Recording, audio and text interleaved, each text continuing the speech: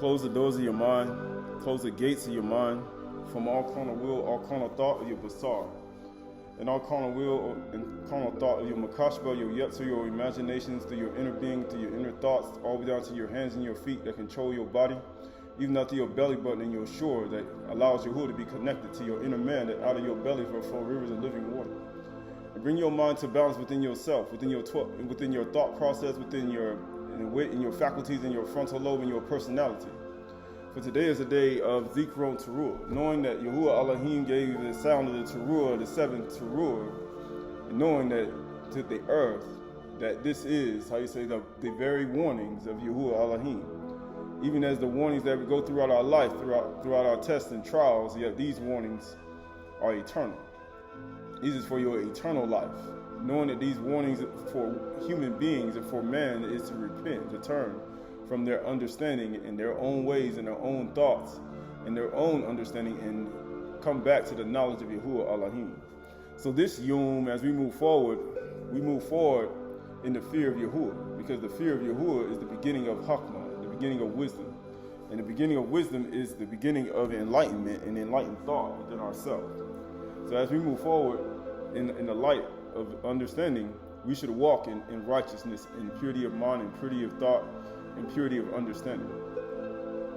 So today we acknowledge the one who made all the horror of the earth, all of the nahar of the earth, all the rivers and streams of the earth, all of the understanding of all creatures and all beings and all people of the earth. The one who gives life and understanding to our inner man and our inner being. Not to walk after our own will, our own flesh, but according to the debar, according to the fruits of the Ruach. Because the fruits of the Ruach are eternal life. That's what he wants in his kingdom. And if one doesn't walk in the fruits of the Ruach and walk in the light and the ore of the debar of the steps of Yahushua Mashiach, who did no sin, neither was deceit, the Ruach of deceit was in his heart and his mind, then one will be reviewed and judged according to his kind. That tree yielding fruit according to his kind, and producing trees according to his kind. So this is the book of Nazarene, Acts of the Shalakim. Nazarene, Acts of the Shalakim. Nazarene, Acts of the Shalakim.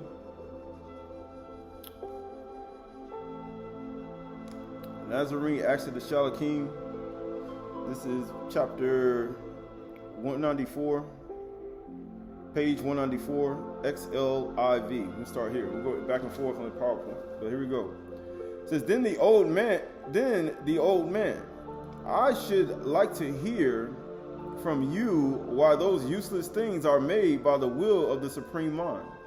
If said he, it is totally obvious to you that there is in them the work of mind and reason, and then you will not hesitate to say also why they are made, and to declare that they have been rightly made. And you get what it says. To this old man added, I am not able, my son, to say that those things that seem formed by art are made by mind, by reason of other things that we see to be done unjustly and disorderly in the world. Right? So you see a lot of things being done orderly and disorderly in the world. But guess what it says? It says Aquila, those things that are done disorderly do not allow you say that they are done by Yahuwah's providence. Why don't these things that are done orderly compel you to say that they are done by Yahuwah, and that irrational nature cannot produce a rational work? For it is certain, nor do we at any all deny that in this world some things are done orderly and some things are disorderly. Some things are, and some things are disorderly, but all work hand in hand. And guess what it says? Should we believe, therefore, that those things that are done rationally by providence, but those that are done irrationally and inordinately, that seem to befall naturally, are accidents? Nothing happens. Everything happens for a reason. Nothing just happens. But I wonder that men do not perceive that where there is sense, that things may be done both orderly and disorderly, in disorderly fashion. Right. So all this is a part of it. But guess what it says? But where there is no sense, neither the one nor the other can be done. For reasons make order. And the course of order necessarily produces something out of order. If anything contrary is allowed to disturb order, then it says, if anything is contrary is allowed to disturb order, then the old man, I wish you would show me how this very thing is done, right? Because that's what people want to know. They want to know how this is done, right? Because all things work together, right? So here we go. This is the Yeshayahu chapter 26, 2 through 6. It says, open the gates, that the righteous nations that keep Amunah may enter in, right? It says, open the gates, right? You got to open your gates. I say, close the doors of your mind. Close the gates of your palace, your body, your bayith, your house, your tent, your ahal, your sukkah, your temporary body. But now you say, open the gates. Open the gates that the righteous nation that keeps Amunah may enter in. Why? Because the just going to live by his Amunah. And Amunah come by hearing, and hearing by the bar. Like, you have to hear it. And you have to open your mind. You keep him in perfect shalom, whose mind is stayed on him, right? So you want to be in perfect peace, perfect shalom. That's what perfect peace is. Shalom. You could be in the midst of your trials. You could be in the midst of a whole bunch of things that he say circumstances and affliction. But if you keep your mind in perfect shalom and soundness and completeness and tranquility, when your mind is on him. Because he trusts in you. Because I would trust in you. You say you now put yourself in a position when you're in tranquility and peace to trust in him. You can only trust in him when you're in peace. In the midst of your affliction, in your trials, in the things you're going to. You can't trust in him when you're in anger, resentment, bitterness, strife, complaining, pride, arrogance.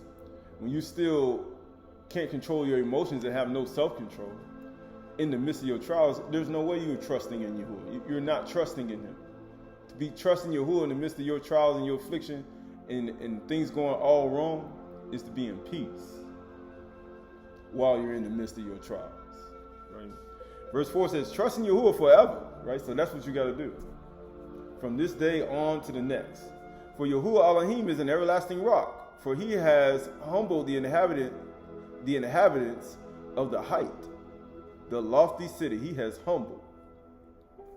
He has a Anuah. He has Shafal. He has humbled the lofty city, right? Because you know what happens when he Anuah, right? You know what happens to your body. You know what he does. He humbles you when you get exalted. And that's the part of it, right? This is that you will keep him in perfect shalom, whose mind is stayed on you. That word for mind is yetzer. You'll find that same word in Bereshit chapter 6, right? But at the same time, it says you keep him in perfect shalom, whose mind is stayed on you, because he trusts in you. That word for mind is yetzer. And you know what it means? Form, framing, purpose. Whose purpose is still on you, on Yahuwah. Whose framework, and it says whose image, because this has graven image, right? But it says whose image. You know, he talked about being created in Yahuwah's image and likeness. Being in his image and likeness is the actual being in perfect shalom. It says form. It also means, it says purpose, right? Because that's what he formed and shaped us into, right? Your imaginations, right? Because whatever you're thinking about will determine your frame of mind. You know, I talk about your frame. I made a picture frame, and I made my mind a certain way. Well, you created your mind in that chaos. When you put yourself out of shalom, you put yourself in that mind, right? But it says, "For he has humbled the inhabitants of the height, the lofty city." You talk about the lofty. That word for lofty is sagab. Right? He says he's humbled you. Right? He says if you don't humble yourself, you will be abased. It means to be high, to be inaccessibly high. He said, "You real high, ain't you?" Right? Because you know how it's like the heart matters. He said a lot of people too high. Yeah, we talk about judging, shafat, mishpat. He said you real high, ain't you? He said set on high, to be exalted, set on high, because righteousness exalts a nation. So if you're shafat and judging people, and it's not according to righteousness, according to the law book, how you say it? And guess what happens? He said, you're judging, you're real high, ain't you? Now you think your judgments is better than Yahuwah's judgments. Right? And it says right here, safe, strong, high, and lofty. Yahuwah say, I brought you down. Exalted. He said, I'll humble you. Right? I've humbled the exalted city. Right? This is Hebrews chapter 11, verse 5. By Amunah, by faith, by Amunah, Hanuk was taken up so that he should not see death, and was not found because he was taken. So you look at all that, he said Enoch was taken, right? Because this is a 364-day cycle. You look at the 364-day cycle, we look at the 4 transition times, 90 days per cycle, and then we look at the days of remembrance, right? And that's what this is. People forget. This is a day of remembrance too. And amazingly, you forget. He said, I forgot. He said, I forgot about the days of remembrance. Because people forget about the days of remembrance. Because they automatically just assume that he say, I'm awakened, right? Right? So this is the book of Bereshit. This is the book of Bereshit chapter 4.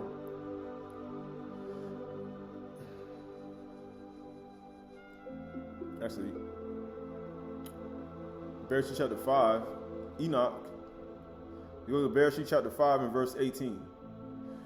Bereshit chapter 5 and verse 18. And when Jared, we talked about Jared, had lived 162 years, he fathered Hanuk.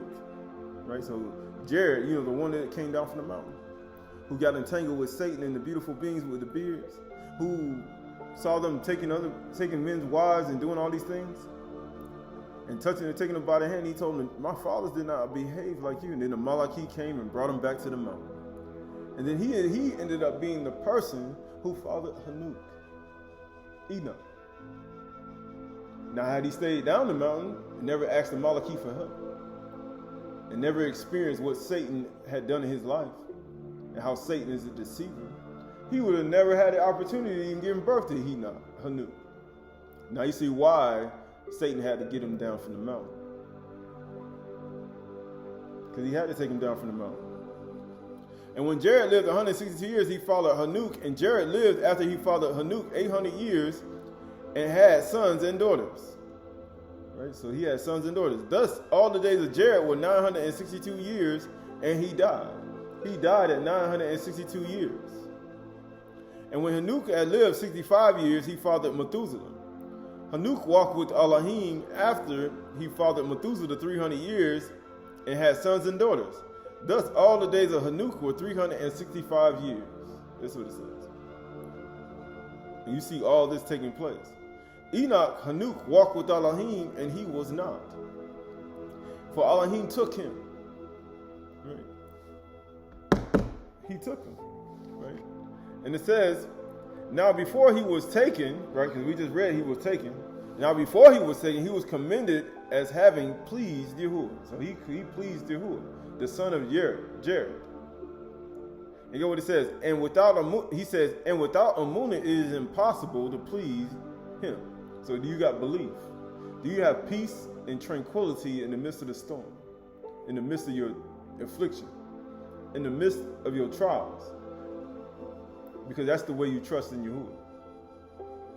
And guess what? That is your proof if you have Amunah or not. And it says, and without Amunah it is impossible to please him. For whosoever would draw near to Yahuwah must believe that he exists, and he rewards those who seek him. He said, who are you seeking? Who are you seeking? Because a lot of people think they're seeking him, but in actuality, are they really seeking him with their whole heart? Right? Are they really seeking him with their whole heart? Right? So this is the book of Judges, Shaphat, I say Judges, chapter 5 and verse 9. This is the book of Judges, chapter 5 and verse 9, because that's where everybody want to be. Everybody want to be a judge. Yeah, I'm going back and forth on the problem. Here we go. This Judges chapter 5, verse 9. My heart goes out to the commandment of Yasharal, who offer themselves willingly among the people, Barak Yahuwah. It says, tell of it, who ride on white donkeys, who sit on rich carpets, and you who walk by the way. Right? So you say, all the people who walk by the way. They say, you ever seen a white donkey before? It says, to the sound of the musicians and at the water places. There they repeat the righteous triumphs of Yahuwah, the righteous triumphs of the villagers in Yasharal. Then down the gates marched the people of Yahuwah. He said they came and they started marching. He says, awake, awake, Deborah, awake, awake. So he said, I'm awake. He said, awake thou that sleepest and arise from the dead, and Yahushua will shine on you. But he said, when you sleep, there's no way you can do it. And he says, break out in a song. Right? So he said, sing. Because that's how you know you awaken. He said, if you ain't singing, that means you sleep. That's how you know you sleep. Because you ain't singing. He said, you sleep. Arise, Barak, lead away your captives. Lead your captives, O son of Abinoam. It says, then down marched the remnant of the noble, the people of Yahuwah marched down for me against the mighty, right? But that's our part. He said, Hanuk pleased Yahuwah. And then guess what it was? It was a moon. It was his belief. During the time before the flood. His belief before the flood allowed Yahuwah to take him. And he ain't see death. He did not see death. We already spoke about this before. And he coming back to taste death. Right, this is the book of Bereshit, chapter 1, 1 through 5. In the beginning, Elohim created the Shemaims and the earth. So in the beginning. And the earth was without form and void, and darkness over the face of the deep. And the Ruach of Elohim was hovering on the face of the water. So you got the Ruach. Because the Ruach, Marakav al Panim, you got the Ruach. Because that's the whole point. Do you have the Ruach within yourself? This is how you know. And Elohim said, let there be light. And there was light. And Elohim saw the light, and it was good. In order for you to see and light, you got to be outside when it's dark. And when you're outside when it's dark, then guess what? You'll understand what a morning Bakar Mitzvah, sacrifice is. And you'll understand not only that, you'll be able to see light. And you'll understand, are you light? Or are you still asleep when the sun rises? Just like we rose early in the morning to blow the Taruah, right? Just like Yahusha and them did when they walked around Jericho. But at the same time, all that's a part of waking up in the morning and seeing light. That's all about being light. Are you light? Are you the light or the world? Your practices show you what light is. And it says, and Elohim saw the light, and it was good, right? Because what do you think Yahuwah was thinking when he said, Barak is he who finds so doing? So what do you think he's thinking about your life? That was something good that you did. And then people say, oh, that was evil what you did. You woke her early morning blowing the Taruah in the morning time. No, that was good. And you know what he says? And Elohim separated the light from the darkness. Why? Because you're obedient. That's how you separate the light from darkness, by obedience. And you know what it says? And Elohim called the light, or Yum, and the darkness he called night. And there was evening and there was morning, Akkad Yum, right? So all that's a part of it. Why? Because everything he does is Akkad. When you ain't doing it as one, then he doesn't care. He doesn't want nothing to do with it. Because Aleph, Wu, Arash is strength joined to the mind. And Aleph is 1, the Wu is 6, and the Rash is 200. Which equals to what? Because people don't know this. It equals to 9. That's what Or is. Light is 9.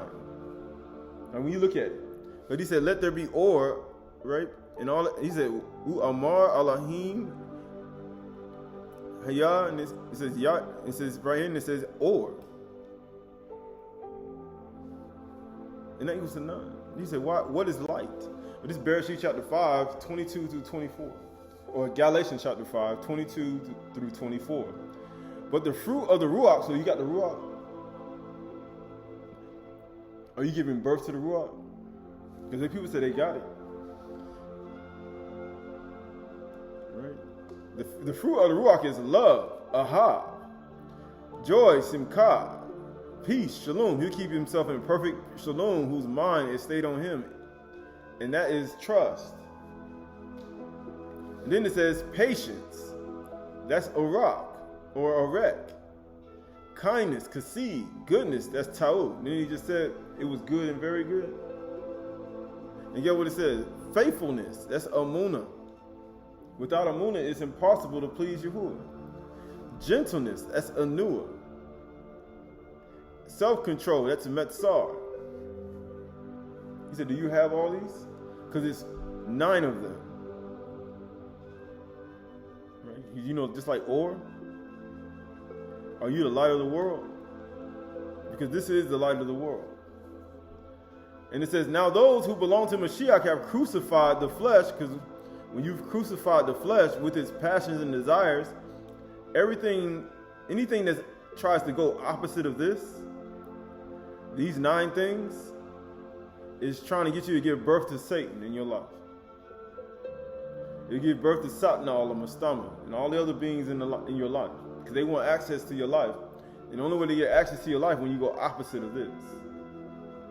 When you lose your patience, when you have no kindness, when you're not good, when you have no peace in the middle of your storm, when you have no joy and you have no love, and you lose self-control, and you have no anua and gentleness, and you have no amunah, that's when they get into your life.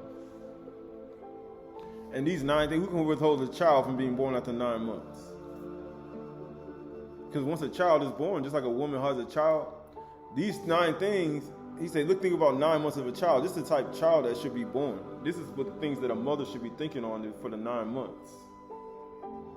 And these are the things that a woman should be operating in for 9 months in order to give birth to a child created after this kind. Because they're going to have the same behaviors as you. So that first month when the child is in your womb, the very same thing, you need to have love in your heart the very first month. Then the second month, you need to have joy in your heart. Then the next month, you need to have peace. Why? Because you're going to need some peace when that child is in your stomach.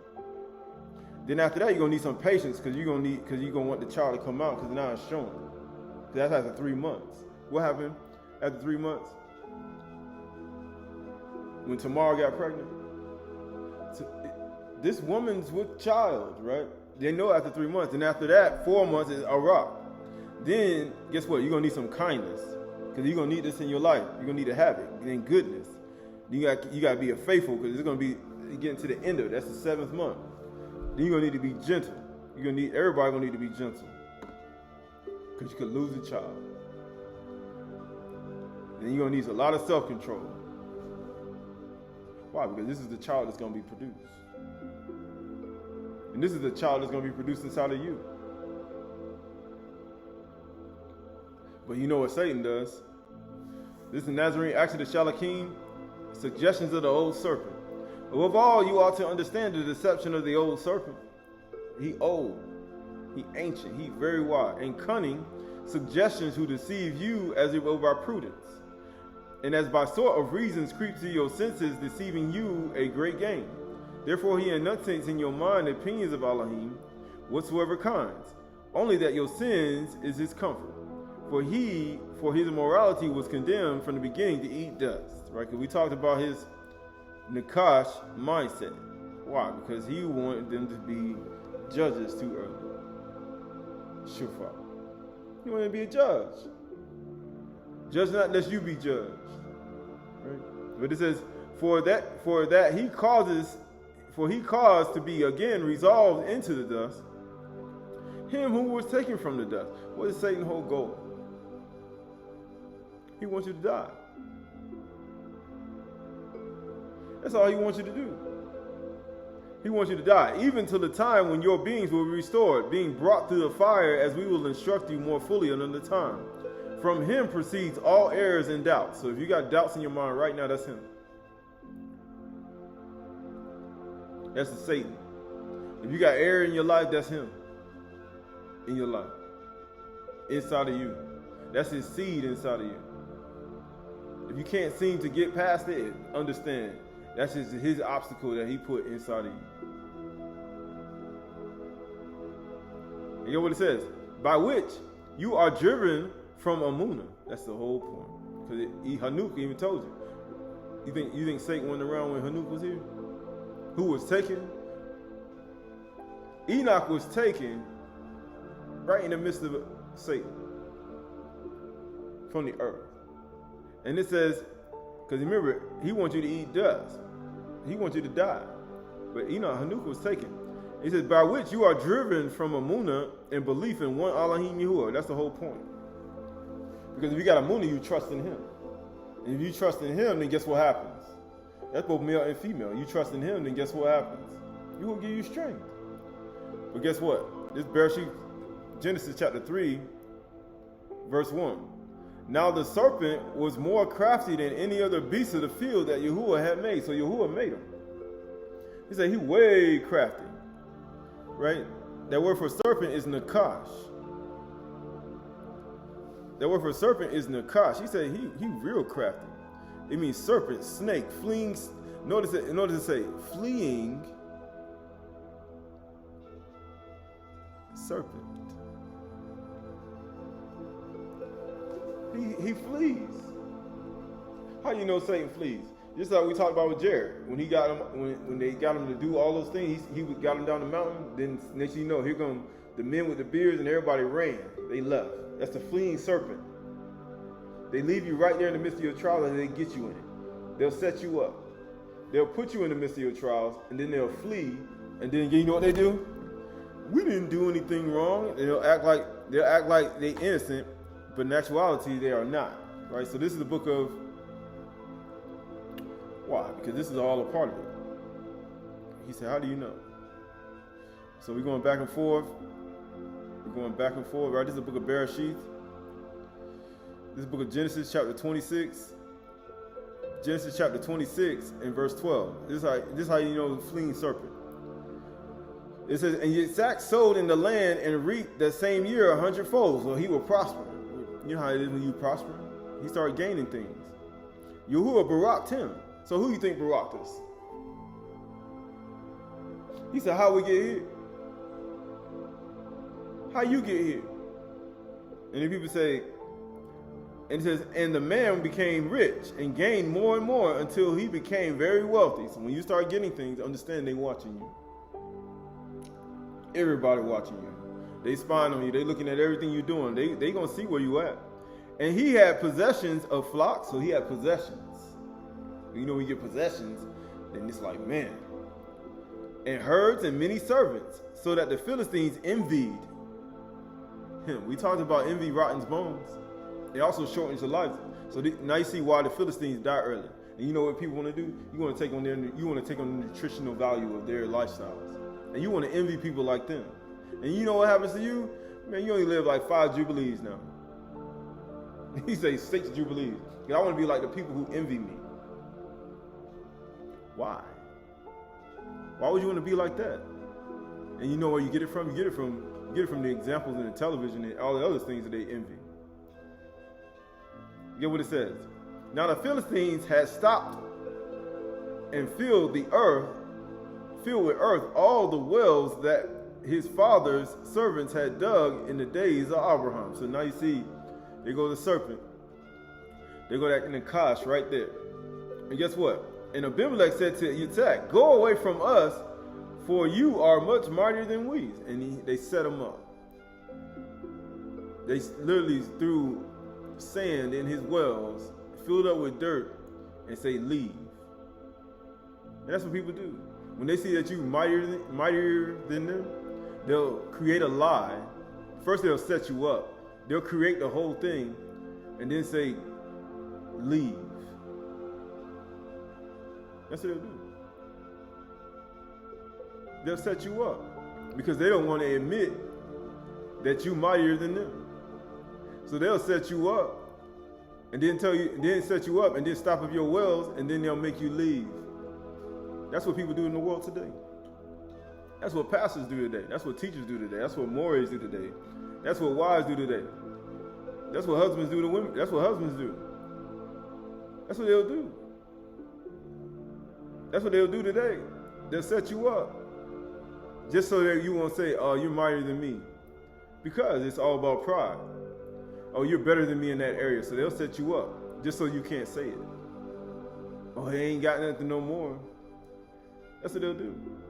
So Yitzhak departed from there and encamped in the valley of Gerar and settled there. So he left. You know what they turned him into? They turned him into the fleeing serpent. But it was really them that was the serpent. That's how it is in the spirit world. It's opposites. You got to understand opposites. They literally just, it's called transfer, reverse psychology. They stopped the wells up, they created the whole thing, and then they made him into the fleeing serpent. Because he was a mighty, right? And then, what did they do? Then he left. Haha, you're the fleeing serpent. Haha, you can't take what we doing. You can't take it. You can't take what we just did to you. That's what they do. And guess what they do? And Yitzhak dug again a well of water that had been dug in the days of Abraham his father, when the Philistines had stopped after the death of Abraham. And he gave them the names that his father had given them. But Yitzhak's servants dug in the valley and found there a well of spring water. The herdsmen of Gerar quarreled with Yitzhak's herdsmen, saying, the water is ours. And now everybody fighting. That's how you know Satan around. When people start fighting and quarreling, even after you just went through that and you got set up and made it to the fleeing serpent, and then now you're getting changed back into, now you're getting drawn into some quarreling and fighting. That's how you know Satan is around. The works of the flesh. So he called the name of it Eshek, because they contended with him. Then they dug another well, and they quarreled over that also. And he called his name Sitna. Right, so when you start seeing these patterns in your life, just understand, Satan is around.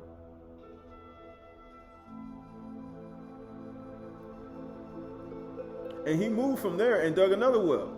And they did not quarrel over it. So he called its name Rehoboth, saying, for now Yahuwah has made room for us, that we shall be fruitful in the land. Why? Because once that quarreling and stuff start leaving, quarreling and fighting, and then people setting you up and make you into a servant, make you look evil. Because woe unto them who call good evil and evil good.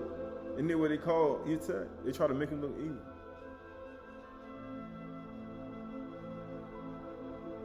Verse 23, from there he went to Beersheba, and Yahuwah appeared to him that same night and said, I am Yahuwah of your father. I am the Elohim of your father. Fear not, for I am with you and will barak you and multiply your offspring for my servant Abraham's sake. So he built an altar there and called upon the name of Yahuwah and pitched his tent there. So what do you think we do? Both male and female, when you leave and you go one place to another. And there Yitzhak dug a well.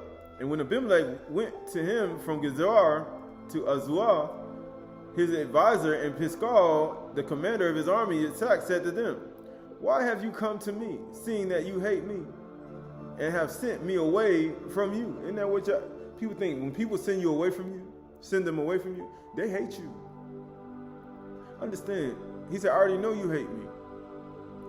He said, he that hide hatred, he said, you can't hide hatred. And whoever slander is a fool. You can't hide hatred. You can't. It says, they said, we see plainly that Yahuwah has been with you. See, people do all these things, and then they watch you the whole time after they do it. They'll make you into the fleeing serpent, but it was really them that was the serpent.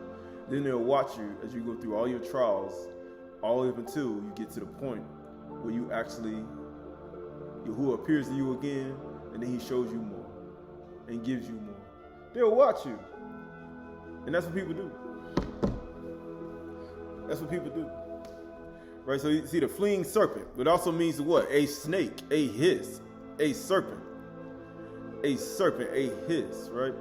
So this is the book of Hazum, Revelation chapter 12, 7 through 12. Revelation chapter 12, 7 through 12. Now war arose in Shamayim when they quarreling and fighting with Yitzhak. They were doing the same thing. Michael and his Malachim fighting against the dragon. When they doing the same thing and we just read in Bereshit, they were fighting. What do you think Satan around? People said, what's going on? We don't know what's going on. Satan is here. He said, Satan all. He ain't playing. And the dragon and his Malachim fought back. They're going to fight back. But he was defeated. And there was no longer any place for them in Shamayim. Wasn't that the same thing that they said? But they did reverse psychology. They did reverse on him. They make it, okay, see, we going to stop up your wells and then make you leave and make you like you ain't got no place here. Like Satan was in the Shamayim, and make you flee as if you fleeing from as you are the fleeing serpent. He said, ain't no place found for me. That's exactly what people do today. Try to turn you into the Nachash, but it was really them. Don't believe it. It's all part of the undertaking, but they still watching you though. They want to see it. They want to see if Yahuwah with you, because he know that Yahuwah ain't with him. That's the only reason they doing it. That's why you gotta keep going. When things happen in your life, that's why you gotta keep going. They watching you. That's the whole point. And the great dragon, it says, and the great dragon was thrown down, the ancient serpent, who was called the devil, Satan, the deceiver of the world. That's all he is. He good at it, man. He real crafty though. And he was thrown down to the earth, and his Malachim were thrown down with him. So he got people who were real crafty with him. He got disciples. And they know how to deceive you, and it's very, very good. They're very, very good at it. This both male and female. They're very good at it. They are experts. They are superhuman. Understand that. They are superhuman. They're not people thinking that you can actually figure this out. No, you gotta get you gotta get your mind right. And it says, and I heard a loud voice in Shamayim come. It says, heard a loud voice in the Shamayim saying, now the salvation and power of the kingdom of our Elohim and the authority of Mashiach have come. For the accuser of our brothers has been thrown down, who accuses them day and night. Now see why he tells us to meditate on the bar of human night. He says, if you meditate on the bar of human night, you have good success in the book of Yahushua, chapter 1 and 9. And he said, these crane birds are always ready in 2nd Baruch. Right? And then what we just read, we talked about this already many times. He's going to accuse you 9 days. But it said, for your accuser. For the accuser of your brothers is thrown down. So you think it's just accuser of brothers? You know how they say, it's the brethren. So when Yahushua was judging the woman in Yochanan chapter 12, and they said, we caught this woman in the very act of adultery. What do you say? And then what did he say to them? He said, he without sin among you cast the first stone. Satan. Because they were plotting and scheming. Satan. He knew they were Satan. And then after they left, he's rolling the ground. He said he did it twice. He did it without sin, cast the first stone among you. But then after they left, the old people left. They were the fleeing serpent. You know how they say the fleeing serpent? The old left and then the young with them. They're the fleeing serpent. And then he said, where are your accusers? Satan. Because they are your accusers. It ain't just the accusers of brothers, it's accusers of sisters too. Where are your accusers? Because they follow Satan. And that's what you got to understand. You should say, I don't accuse you either. Because I ain't Satan. That's what he's trying to tell people. I'm not Satan. Because Satan, he going to accuse you, and he said, go and sin no more. Satan is going to accuse you, and he ain't going to forgive you. And he going to keep going. And he going to keep accusing you, and he will never forgive you. That's Satan on the inside of you. So if you've been doing it for 5 years, 10 years, 20 years, 30 years, and guess what? And you still ain't forgiving nobody, guess what happens? It's just Satan on the inside of you. And you just did it last week. I did it yesterday. I mean, you was of your father Satan for almost 40 years. He said, man, are you serious? He's like, yeah, I did it 2 weeks ago. I mean, guess what? You got Satan out your heart. But it said right here, it said he is thrown down, because that's what's going to happen to you. Remember, the lofty city we just read was thrown down. And it says, who accuses them day and night before our Elohim. And they have conquered him through the blood of the Lamb. Why do you think the woman got life? How you going to get life? How you going to get life from all the things that you did in your life without the blood of Yahushua Mashiach? There's no way in the world. He said, I don't believe on his name. He said, why not? Why don't you get the joy in your heart? You believe on his name. Why are you still sitting down? And it says, and by the word of his testimony, for they loved not their lives unto death. What do you mean not love their lives? I don't love my family and my children? No. He said, I didn't love my flesh.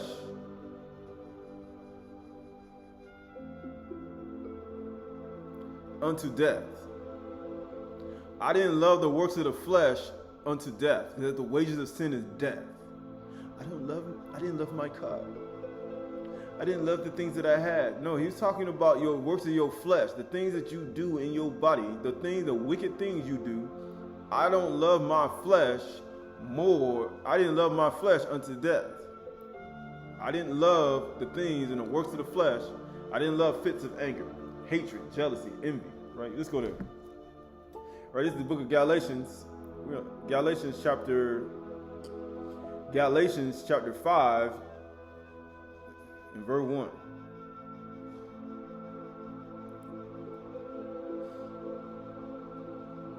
Let's see, Galatians chapter 5 and verse 18. But if you are led by the Ruach, you are not under the law. Now the works of the flesh are evident. They didn't love their lives unto death. So once you figure this out, you'll understand not to love your flesh unto death. Because that's what's going to happen to you. It's evident. Sexual morality, impurity, they didn't love it unto death. We didn't do it anymore. Sensuality, idolatry, sorcery, enmity, strife, jealousy, fits of anger, rivalries, dissension, divisions, envy, drunkenness, orgies. And things like these, I warn you, as I warned you before, that those who do such things will not inherit the kingdom of Yahuwah. They're not going to get it. It says, for they love not their lives unto death. Therefore rejoice, O Shemaims, and who dwell in them. But woe to you, woe to you. Here we go. O earth and sea. Because that's what you need to start thinking about. Woe to y'all. Everybody on earth. The earth and the sea. That means land dwellers and sea dwellers.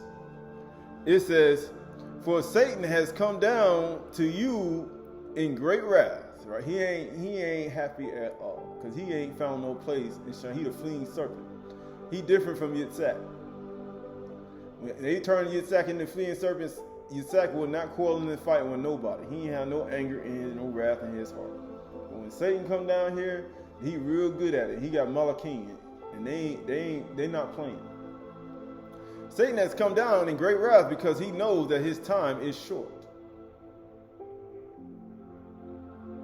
Isn't that our life? He said the accuser was cast down. He said the accuser is cast down. Is that not you? Is not your time short? Is not your life like a vapor of smoke? Is that not you? His time is short. So when you have this type mindset, you're just like him.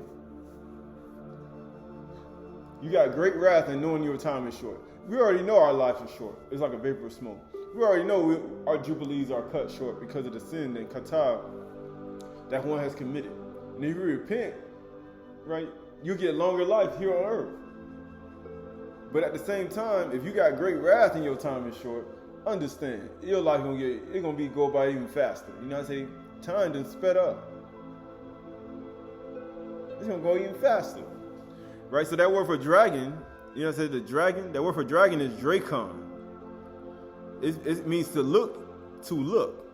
A fabulous kind of serpent, a dragon. That means they're gonna look real good.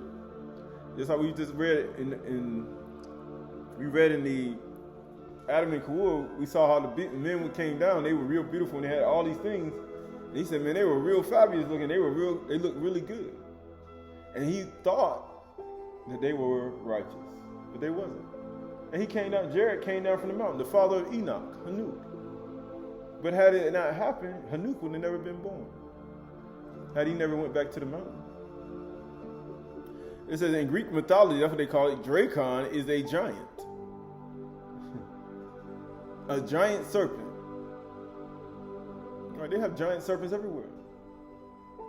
It also means a serpent-like monster, rather than it says winged, fire-breathing creature, a sea monster. Right? And you have the word for Satan in this verse is Santanus. It means the accuser, devil, Satan, right? Serpent. That word for serpent is ophis, a sharpness in vision. Why? Because he's watching you. He's real good at watching everything you're doing. He can read your mind in 5 minutes. He can read your whole life in 3 minutes. He'll send apparitions just by reading your mind in 3 minutes, and then show you apparitions and make you see things that ain't even there. And then you be thinking somebody hates you when they don't. You be thinking somebody got something against you and they don't. You be thinking all types of things, and he'll have your mind spinning. Because he's real good at it. He a snake. He's cunning. It says artful, malicious. Well, so that word and it means sly. The word sly is having or showing cunning or deceitful nature, right? Of a remark, a glance, a facial expression, right? He has facial expressions that he does. Showing in an initiating way that has some secret knowledge, like one has some type of secret knowledge in their heart and their mind. When Yahuwah said, I already know the secrets of man's heart. He said that those things are revealed to us, the secret things belong unto Yahuwah. But we know Yahuwah judges the secrets of men, right? Satan looks at your secrets and then he goes accuse you to Yahuwah. Night and day before you even get there to judgment. So you think you got secrets in your heart that nobody knows? I assure you, Satan knows. Satan knows all your secrets, and Satan already talking to Yahuwah right now. Man, you see what such and such be doing? And nobody know about it but Yahuwah, but Satan know your secrets. So you think nobody know your secrets, Satan know your secrets. That, it says, also means what? That may be harmful or embarrassing. Like, he know all your secrets. He be like, nah, he don't know my secret. Yeah, he do. Satan know all your secrets. Right? It ain't what you got on video, on a cell phone, stored in data storage. Nah. Satan got the secret that nobody know about before this data storage even came out. before all these things. I'm talking about people before a certain time period. Before all that stuff, he said, I know all your secrets before all this stuff came out. It also means artful, right? Shrewd, crafty, cunning, right? It means subtlety, clever, and deception, right? And it also means, it's got that word malicious, right? Because he's artful, sly, malicious. It means malice. That's why people don't have joy, because they have malice against people. It also means cunning or showing skill or achieving one's end or deceit or evasion, attractive or quaint. That means you're cunning. Why? Only reason he's doing all of these things is to deceive you. That's all he's doing it for. I'm going to hold embarrassing things about you and I know about you that may be harmful and embarrassing to you, and it's your secret, and I'm going to reveal it to everybody. That's him. That's Satan. That's the devil. How you know? Right, this is the book of Job, Ayub, chapter 1, 6 through 12. Now, there was a day when the sons of Elohim came to present themselves before Yahuwah, and Satan also came among them. So, how you know Satan is among you? Because he's going to be inside of people. He can be inside of a person. That's how you know. And Yahuwah said to Satan, where are you? Where have you come? He said, where you come from? Satan answered Yahuwah and said, from going to and fro in the earth, from walking up and down in it, to looking at people's secrets. And guess what? And Yahuwah said to Satan, have you considered my servant Ayub, that there is none like him on earth, a blameless and upright man, who fears Elohim and turns away from evil? That's what happens. Then Satan answered Yahuwah and said, does Eve fear Elohim for no reason? Do he do it for any reason? What's the point? He's like, what he fearing you for? Ha ha, right? Have you not put a hedge around him and his house and all that he has, all his possessions? You know what Isaac had? He grew rich and wealthy. He had much possessions. Didn't he do that? But then here comes Satan, stop up his wells, and then he say, leave, and turn you into a fleeing Nachash. He turned you into the serpent, try to frame you. That's what he do. Satan good at this stuff. People saying, oh, he real good. You just gotta know him. They say, I know him real good. He said, we done seen a whole bunch of stuff he do. I said, he real good at it too. And he be trying to figure out something else. I already know he's trying to figure out something else. He said, how you gonna figure it out? He said, I gotta figure something else out. Have you not put a hedge around him and his house and all he has on every side? You have baraked the work of his hands, and his possessions have increased in the land. But stretch out your hand and touch all he has, and he will curse you to your face. And Yahuwah said to Satan, behold, all that he has is in your hand. Only against him do not stretch out your hand. So Satan went out from the presence of Yahuwah. That's what he's going to do. So what are you thinking? What are you thinking right now? What's the strategy? How are we going to beat? What's the strategy against this being? He said, how are you going to fight this being? Your fight, how you fight the being is by not doing the works of the flesh when it comes. To be in shalom and tranquility when these things come. To trust in Yahuwah in those situations. That's how you don't curse Yahuwah to his face. By keeping your munah and trusting in him and being in tranquility and peace in the midst of it. That's the whole point. That's how you know you trust him. He's like, man, there you go. He said, why you get insurance? I get insurance for Satan. I don't get insurance for other people. That's who you get insurance from. He said, what do you need insurance for? For Satan? Because they already know he coming. That's what you need insurance for. People say, I want insurance. I don't want nobody to hit me on the road. No, I get insurance for the Satan. I get insurance for him. Because he going to do something crazy. Right? That's how he works. Because you gotta understand him. That's what it's for. That's why you got to pay extra money in this world. Just so you don't have to, things that come, because he coming. Right? Just understand that. Verse 6. Now there was a day when the sons of Elohim, that word for Satan, so we're going to look at that word for Satan in that verse is Satan. Shin, Teet, Wu. Shin, Teet, Wu. Shin is the devourer. Shan is the devourer. Teet is mud, clay. Is it me male and female? And Wu. Or in noon, I'm sorry. That's noon. And noon. Because he's going to devour both male and female life.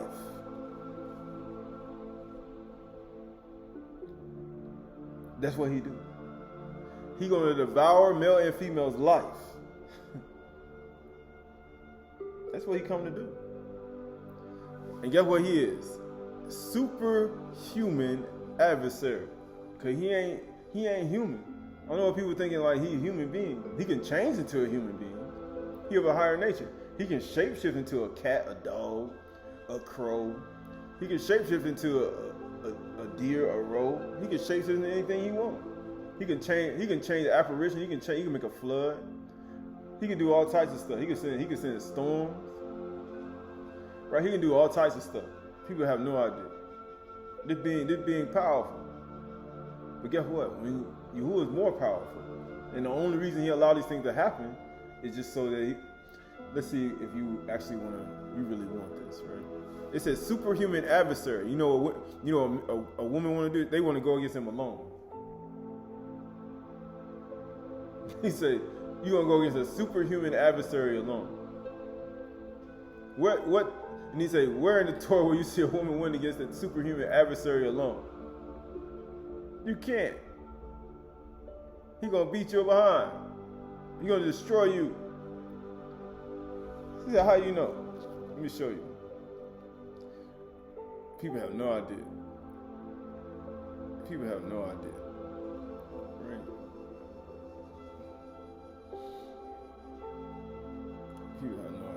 That's why you think that woman, we read it, she said, as long as she stayed near him, right? But then here we go. This is the book of, so this is the book of 1 Timothy chapter 5 and verse 13. 1 Timothy chapter 5 and verse 13. Actually, 1 Timothy chapter 5 verse 13. Besides that, they learn to be idlers, going about from house to house, and not only idlers, but also gossip. You know what we just read in the book of Aydah? He said, where have you been, Satan? Be going up and down, to and fro on the earth? What they do? He would say, what do you mean? This is exactly what he do. People say, oh, this ain't what he do. This is exactly what he do. We just read it. He said, where you be going? I'll be going up and down, to and fro on the earth. What do you think he doing? Hey, Satan nosy. He be in everybody's stuff. And he said, besides that, they learn to be idlers, going about from house to house, and not only idlers, but also gossips and busybodies, saying what they should not. Is you think EU believe you for nothing? How about we just go in there and just take everything? He'll curse you to your face. You man, what in the world are you talking about? That's the type of stuff Satan be doing. I know people say, oh, that ain't the devil. I said, man, this is why people don't be understanding who Satan is. That's how he works. But guess what it says? Saying what they should not. Because this is something you're just not supposed to be talking about. So I would that the younger widows marry. Now you see why he said that. I'd rather you just get married. Bear children. Why? Manage their households. Why? Because you know why you need to manage your households? And give the adversary no occasion for slander. Because he's going to be talking about your secrets. Man, they've been gossiping and slandering. They've been busybodies. Man, they be going from house to house. Man, they ain't doing nothing. They just sitting around. They be saying all types of stuff out of their mouth. That's what Satan's doing, right? That's what he doing. What do you think he did to Aydah? He wasn't looking for something to slander. He's searching on Google, Instagram, Facebook, Twitter, right? And X. Man, he's searching public records. He's trying to find out everything about you. He needs something to talk about. Get what it says, verse 15. For some have already strayed after Satan.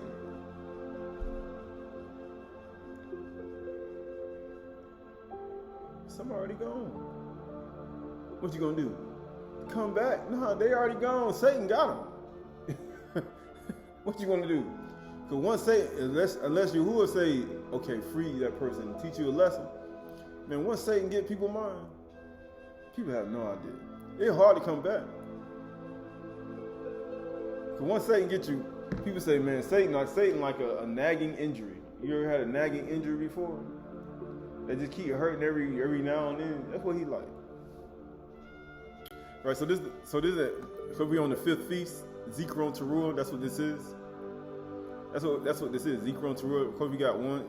You got the 7 circles. I think that's 7. Yeah, that's 7. Yeah.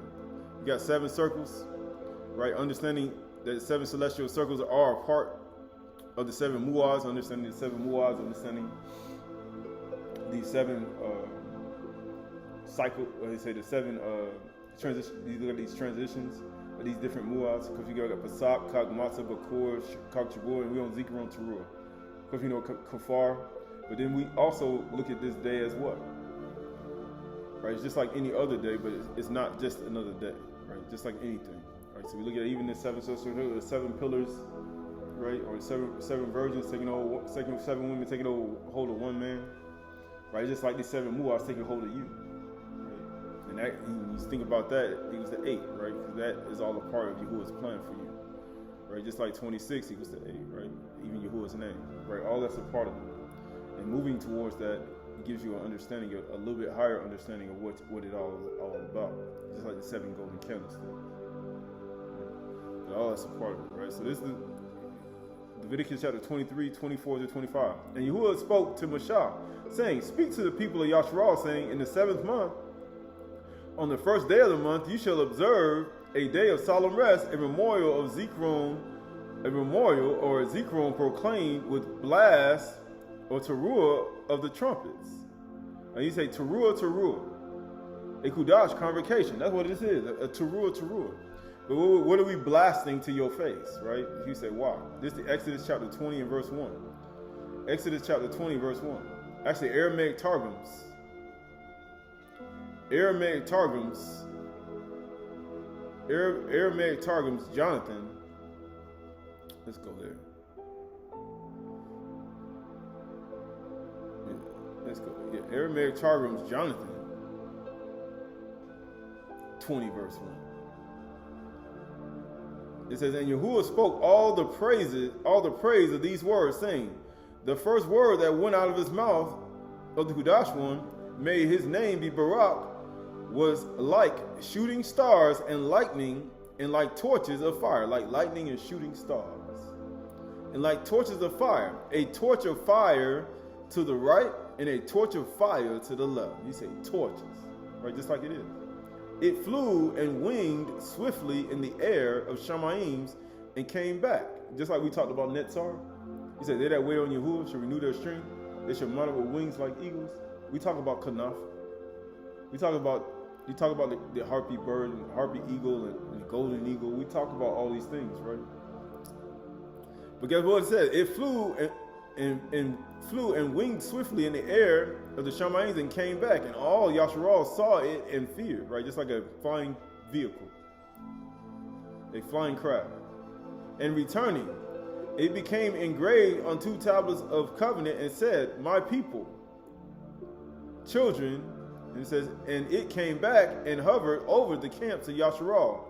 And returning, it became engraved on the tables of the covenant of and all Yasharal beheld it. Then it cried out and said, my people, children of Yasharal, I am Yahuwah your Elohim, who redeemed you and led you out, and redeemed you from the land of Mitzrayim, from the land of Ham, from the land of the magicians and sorcerers, and necromancers and spirit channels, and remote viewers, and the diviners, from the house of slavery, because that's slavery for you. Because they were using them spells that cast on you to keep you in bondage. Because Satan is very crafty. He's very good at it. And guess what? He's still doing it to you today. And get what it says. Yeah. And it says this. Sorry. Yeah. And I am Yahuwah, your Elohim, who redeemed you and led you out from the land of Mizraim, from the house of slavery. The second word, when it went out from the mouth of the Kudash one, may his name be Barak, was like shooting stars and like lightning and like torches. Because he let every word be established by 2 witnesses. A firing torch on the right and a firing torch flamed through, and it flew and winged swiftly in the air of Shamaim and came, and all Yasharal saw it and feared, and returning it became engraved on 2 tablets of the covenant, Berith, and all Yasharal beheld it.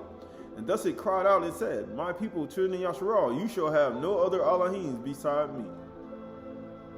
Ye shall not make for yourselves an image or figure or any likeness of anything that is in the Shamaim above or that is in the earth beneath or in the sea under the earth beneath. You shall not bow down to them or worship before them, because I am Yahuwah your Elohim, a jealous, revenging Elohim, who takes revenge with zeal on the wicked, upon the rebellious sons, until the 3rd and 4th generation of those who hate me. Right? So you look at all that. Go in the ESV version, Exodus chapter 20 and verse 4. 20 and verse 2. And it says, I am Yahuwah your Elohim, who brought you out of the land of Mizraim, out of the house of slavery. You shall have no other Elohims before me. Right? That's the first commandment. That's what this today represents.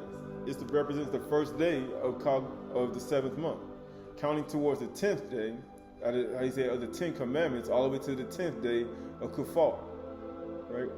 Until you get to thou shalt not covet, right? That's the last commandment.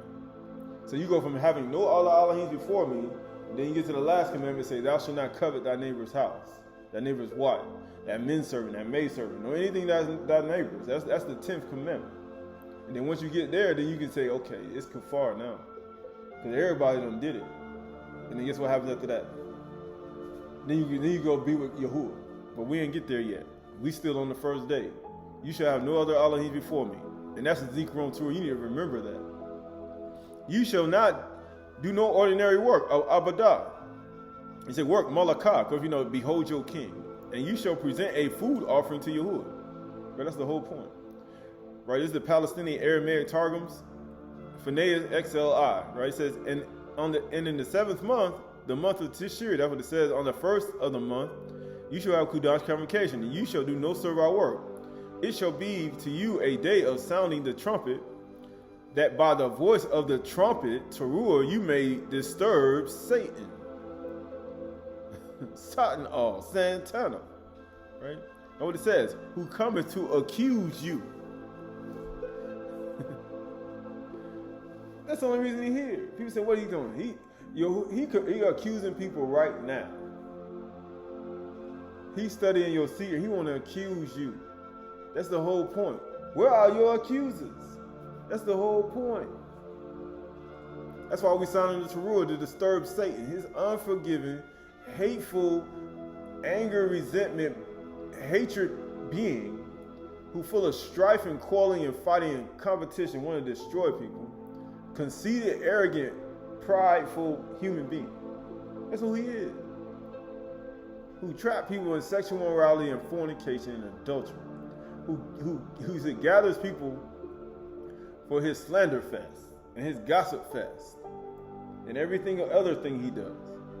And his festivals of slander and gossip and lying, right? And maliciousness, right? That's what he does. That's how he gonna do all day. And get what it says: you shall make no burnt offering to be received. You shall make a burnt offering to be received before you before Yahuwah. Because Yahuwah like, okay, I don't want you worshiping these other gods, and I know Satan gonna try to get you to worship. So I already know you need to be making burnt offerings to me. I need to hear my name. Once you start saying my name, then Satan gonna get mad. He gonna manifest. I assure you. That's how Yahuwah is. He like, just say my name. Yahuwah, right? You know how like the hyenas on the Lion King, right? They be Yahuwah, say it again. He gonna get mad. Scar gonna get mad, boy. Scar is upset, right? This is like that. But Yahuwah is greater than all Elohims, right?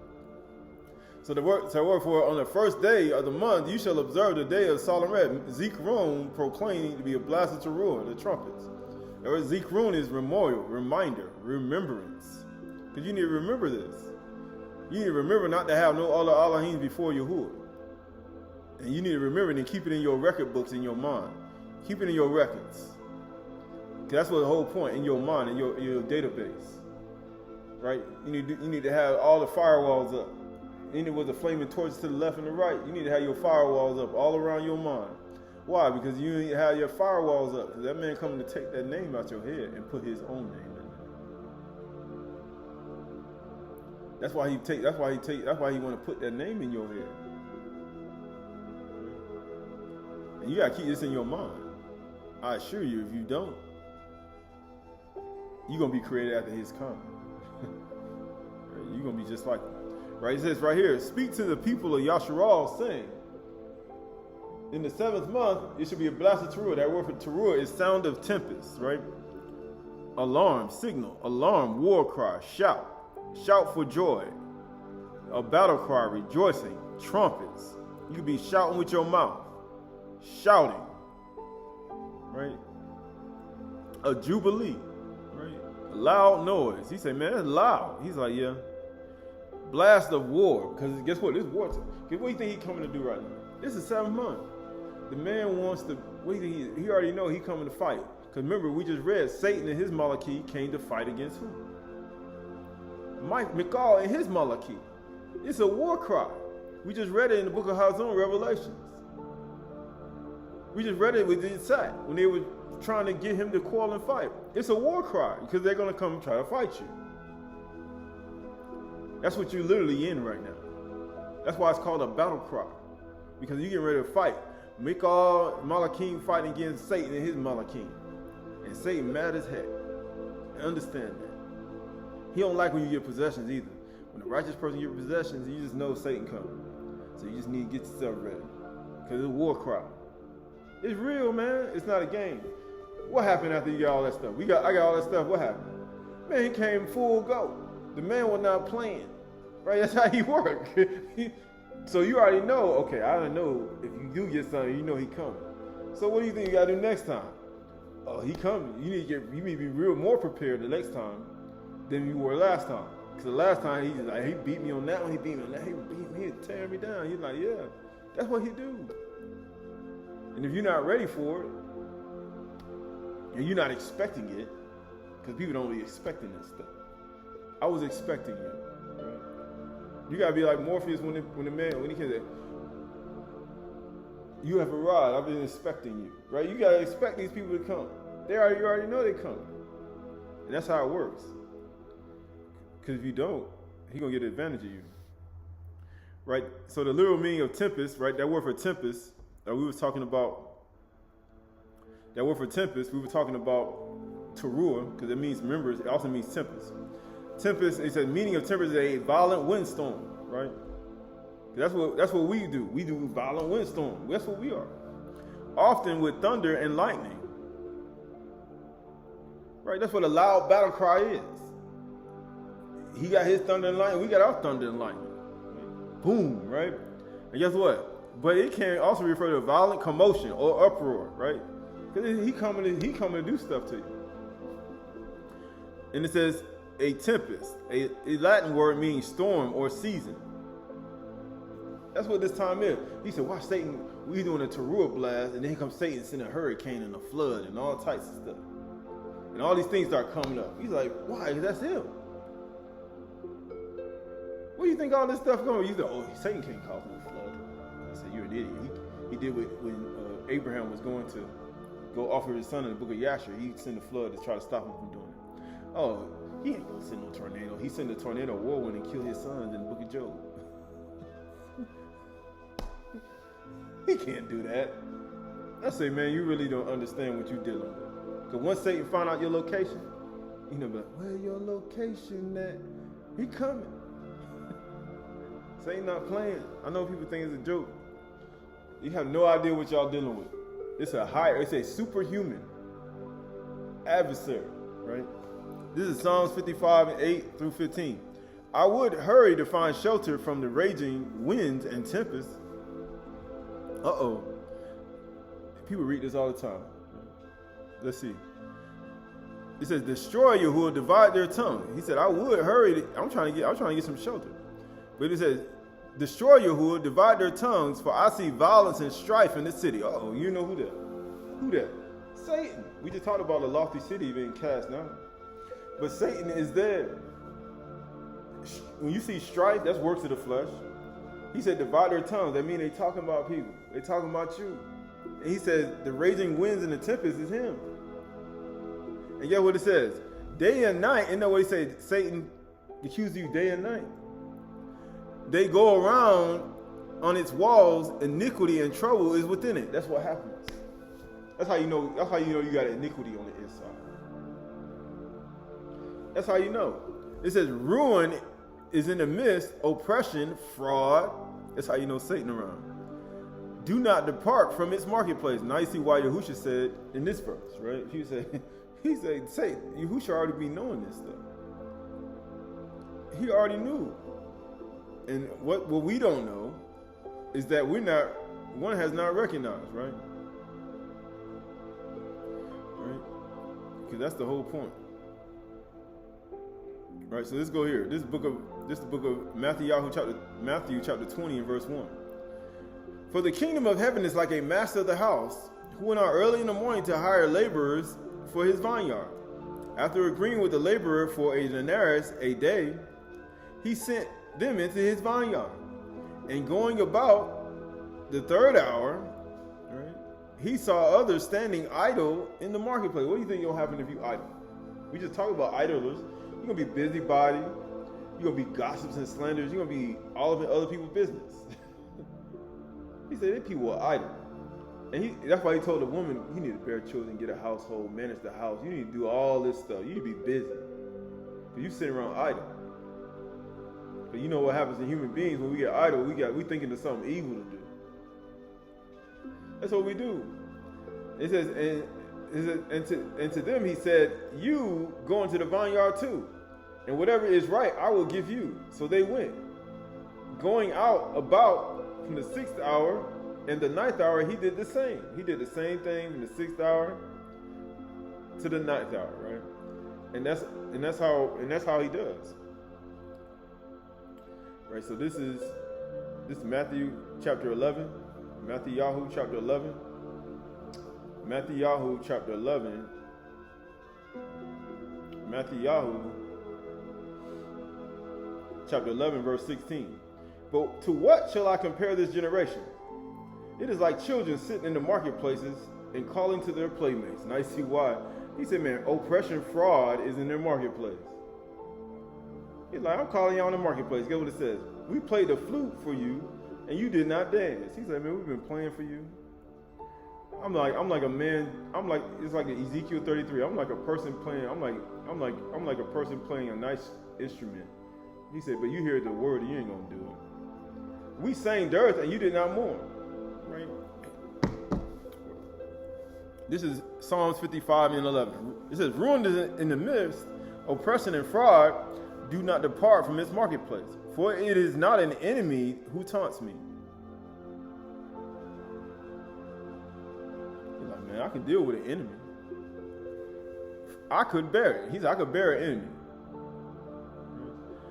It is not an adversary who deals insolently with me. Then I could hide from him. You could hide from Satan. He said, how you know you can hide from Satan? In the book of Revelation, Hazun, he said, I got to prepare a place prepared in the wilderness to be nourished for 1,200, for times and a half a time. You can have a place prepared against the adversary, because the adversary, superhuman adversary coming for you. Who deals inside of me, then I can hide from him. You can say, close the door until the trouble passes. Verse 13, but it is you, a man, my equal, my companion, my familiar friend. He's like, man, look at you. I thought you were good. Man, you got Satan on the inside of you. You Satan. We used to take sweet counsel together within Yahuwah's house. We walked in the throne. He said, man, you the tempest, you the storm, you superhuman Satan. Let death steal over them. What happened? They didn't love their lives unto death. Why? Because they got sin. For the wages of sin is death. That's why he said, let death steal over them. Because they got sin. Let them go down to Sheol alive. He said, let them be cast in the lake of fire like the beast and Satan and the false prophet Nabi'im. For evil is in their dwelling places and in their heart. That's why he says, let death steal over them. For the wages of sin is death. Because it's sin to have oppression. It's sin to oppress people. It's sin to do fraud. It's a sin to have strife and violence. It's sin. That's why he's saying like that happened to you. But he said, I would hurry to find shelter against the raging wind. Right? So that word for tempest is sa'ar. It means tempest, storm, whirlwind. A hurricane, a tempest, a storm, a wind, a hurricane. Right? Because we know this, right? He said you get hurricanes all the time. But notice what it said. He said when Satan comes, what's the ninth letter of the alphabet? The T. That's male and female, right? We just read he comes to devour male and female's life. That's what shaitan means. And then you have the sixth, joined to it. Right? Male and female joined to it, right? That's what he does. He comes both male and female. But then you got to be right just like this in the middle of the storm. It could be both male and female doing it. But you got to be like this in the middle of the storm. You got to be in the eye wall where it's peace at, in tranquility, and trust Yahuwah. That's how you know you trust Yahuwah. He said, hide me from the tempest, right? You see this? People see that these are tornadoes, right? See these photos? These are like tornadoes. But then you start seeing the finger of Yahuwah. He said, what that is? Man, Yahuwah be putting his finger down on your behind. You be like, man, that's his finger. You know how when he wrote down on the ground? Yahushua wrote down with his finger. He was out sin among you, cast the first stone. That's Yahuwah's finger. He's like, man, that's Yahuwah's finger. He's like, yeah, man. And you know how you know Satan can do it too? He said, how we know Satan can do this? Because it's easy to know, right? This is Exodus chapter 8 and verse 18.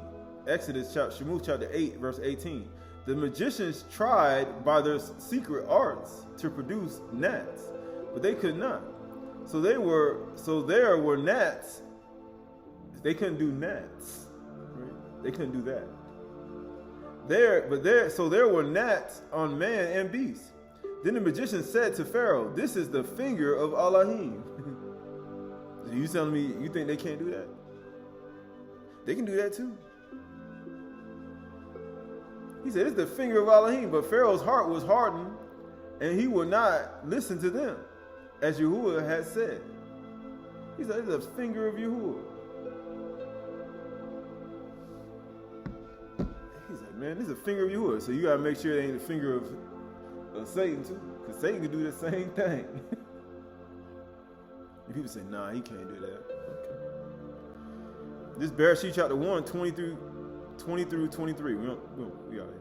And Elohim said, "Let the waters swarm with swarms of living creatures, and let the birds fly." Right, we talked about last night, across the expanse of the Shamayim. So Elohim created the great sea creatures, and every living creature that moves, which the waters swarm according to their kinds, and every winged kanaf bird according to its kind. And Elohim saw that it was good. He saw that it was good. Right? He said, "What wu bara Elohim at ta'nin." The dog, the great sea creatures, ta'nin, right? And it says, "And Elohim barak them, saying, Be fruitful and parah and multiply, and fill the waters of the seas, and let the birds multiply on the earth. And there was evening and there was morning, the fifth day." That's how we're on the fifth feast. This is the fifth day, right? Because that's all important. So that word for swarms is sharat. It means to team, to swarm, to wrangle, to creep, to move, to breed. Because you got to have both male and female come together to create more. Right? So Elohim created the great sea creatures, right? That word for sea creatures is Tanaim. It means the dragon.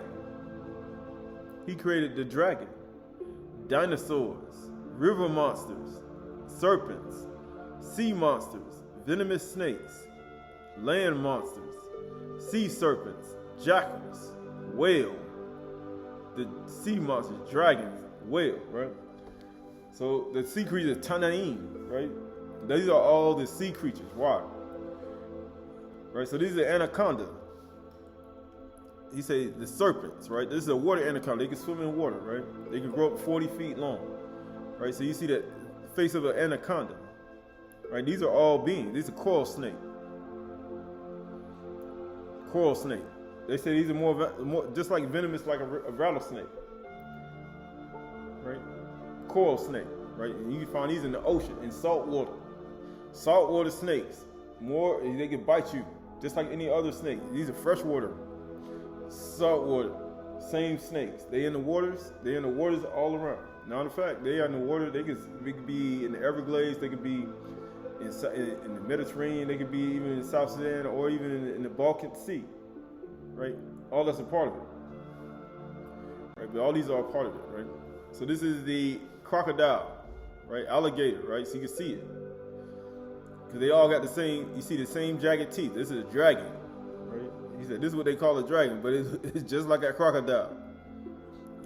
Just like a crocodile, same thing, right? Saltwater is a narrow-nosed snout crocodile. That's in Africa, right? It's a Komodo dragon. It's a land-dwelling crocodile, but they can swim in water. But it's a Komodo dragon, grow up to 10 feet long. These are all things in the water right now. These are all things in the world right now. He said, this doesn't exist. I said, okay. Whatever you want to believe whatever you want, right? This is the plesiosaurus, right? They got bones of these things. These are all things they call a Loch Ness monster. They call it Nessie, right? They have their own names for them, right? That still exists today, right? You go to the Bering Strait, you go to some places, it's the water so rough, you wouldn't be able to measure it. It's all types of sea creatures under there. But all that's a part of it, because once you understand it, then you start to understand the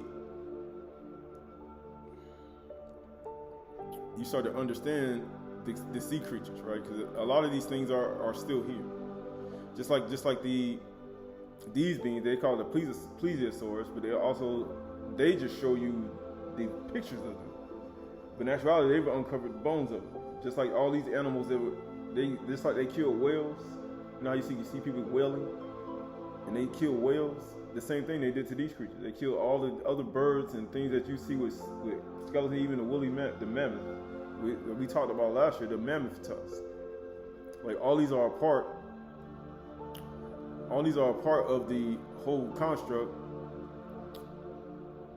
of the whole thing, right? Because it's a part of it, right? So this is the alligator fish in the Mississippi River, right? People don't even know nothing about this, right? This is the alligator. They call it the alligator, because they say it looked like an alligator. They call it the gar alligator fish, right? Look at that, right? They call it the gar alligator fish in the Mississippi River. That's how long it is, right? That's how big it is right here, right? This is, right, these are the whales, right? So you got the blue whale, right? Well, the blue whale, these are the largest whales in the ocean, right? You find these in the Mediterranean. You can find orcas in the Mediterranean. You'll find even the sperm whale in the Mediterranean, right? You find these whales in the Mediterranean Sea, but the blue whale you'll find also in other places as well. He said, so why I went there? Because this is important, right? So this is the book of Jonah. This is the book of Jonah.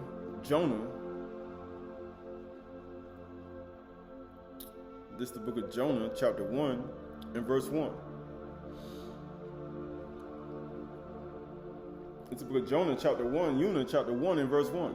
Now the word of Yahuwah came to Jonah, the son of Amittai, saying, Arise, go to Nineveh, the great city, and call out against it. So he's going to bring a lofty city down. Like we talked about lofty city. That great city, and call out against it. For their evil has come up before me. Like, so Yahuwah send people to go call out against a city because they're evil of a city. It don't matter if you believe or non-believer. Whether your city believe or it don't. Yahuwah like, I don't care. We don't call on your Elohim Yahuwah. He say, if you do enough evil in your city, understand, Yahuwah is coming for you. Right? That's why you don't want to be in the city where people doing a lot of evil. Like you see them people getting there, bringing the other guards and all that stuff, getting ready to shoot people up. Just understand, Yahuwah tired of you. It has nothing to do with anything else. Because Yahuwah use other people to execute judgment. And people be thinking like, oh yeah, he just be, nah, Yahuwah don't be playing.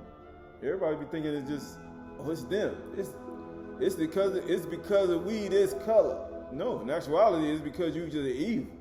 Right? And then people say, no, that's the truth. You're just evil. It's just really that simple. You got the ancient servant Nachash on the inside of you, and first you were letting it slide, and now he's like, okay, this is enough. I'm done. So it says, but Jonah rose to flee to Tarshish from the presence of Yahuwah. So he tried to leave. It's just like when young people try to get immersed in Yahushua, and then they try to get out of being with him. He said, man, you ain't going nowhere. You know how people say? I'm going to get immersed in Yahushua, and I'm going to try to get out. I'm going to try to get out the relationship. No, it ain't happening. Yahuwah going to find you. He's going to find you. I assure you. You think you're going to go on vacation? He's going to find you. He say, Tarshish from the presence of Yahuwah. He went down to Jaffa and found a ship going to Tarshish. He's like, man, I found that cruise line ship. I found that cruise. You know that nice cruise you be finding? So he paid the fare, so he paid for it. You know how I got that cash flow. He wasn't broke.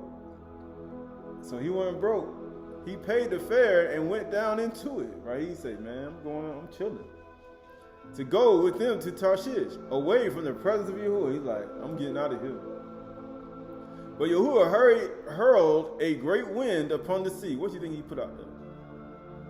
And there was a mighty tempest on the sea. What do you think? What do you think that was? A hurricane. He sent a tempest, a storm. He sent a whirlwind. He sent a hurricane out there. Yahuwah coming to find you. Don't think he ain't coming to find you. He coming to find you. Then the mariners were afraid, and each cried out to his Elohim, his God. Everybody was scared. That's what you should be. And they hurled the cargo that was in the ship into the sea to lighten it for them. That's what happens when you get a storm. When you get trial. You don't be thinking about your possessions anymore. You don't think about it no more. You're not thinking about holding on to stuff. If things get ready to be taken, things ready to be gone, you gotta let it go. You're trying to save your life. But Yunah had gone down into the inner parts of the ship and had lain down and was fast asleep. He's like, what you sleeping for? And he said, so the captain came and said to him, what do you mean, you sleeper? He's like, what you sleeping for? Arise, call out to your Elohim. He's telling you to wake up, O thou sleepers, and arise from the dead, and Yahushua Mashiach will shine on you. That's what he's telling you to do. Forget what he said. Perhaps the Elohim will give a thought to us that we may not perish. So he's literally saying, call to your God so that we may not all die. Because that's what happens. You be thinking you're getting away from Yahuwah. You be thinking you're going to get out of the relationship, you're going to leave. And you think Yahuwah going to let you go. He said, he going to find you. You're going to be right there in the middle of your family, your house, wherever the heck you are on your vacation. And you're going to be like, man, what's going on? He'd be like, call on your Elohim, because you better call on your Elohim, because that's the only reason he's sending it your way. He's like, you think you're going to escape? Verse 7 says, and they said one to another, come, let us cast lots, that we may know on whose account this evil has come upon us. So they cast lots, and the lot fell upon Yunah. Then they said to him, tell us on whose account this evil has come upon us.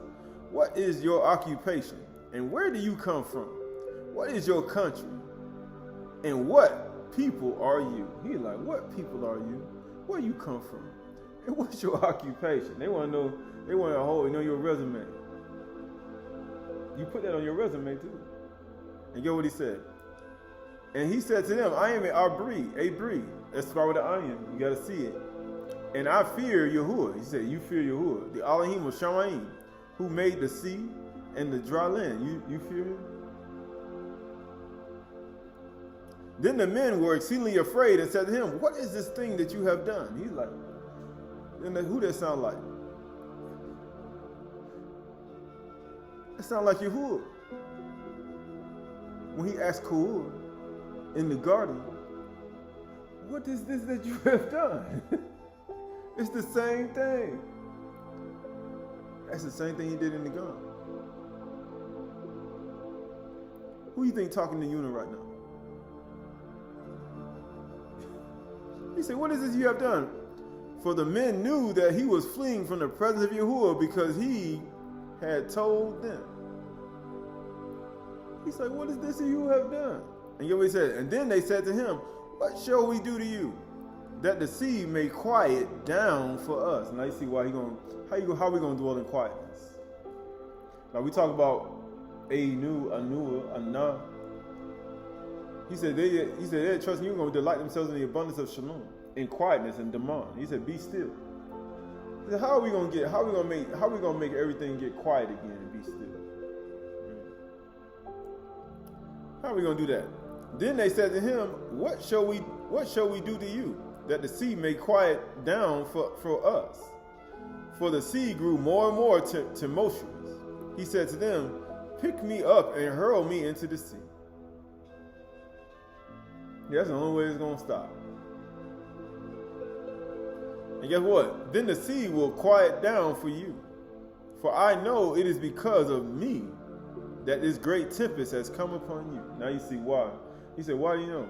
Do you understand the storms that come in your life? You need to actually admit that it's your fault that it's come in your life. When you know you're at fault. He said, the only reason these things have come upon you is because of me.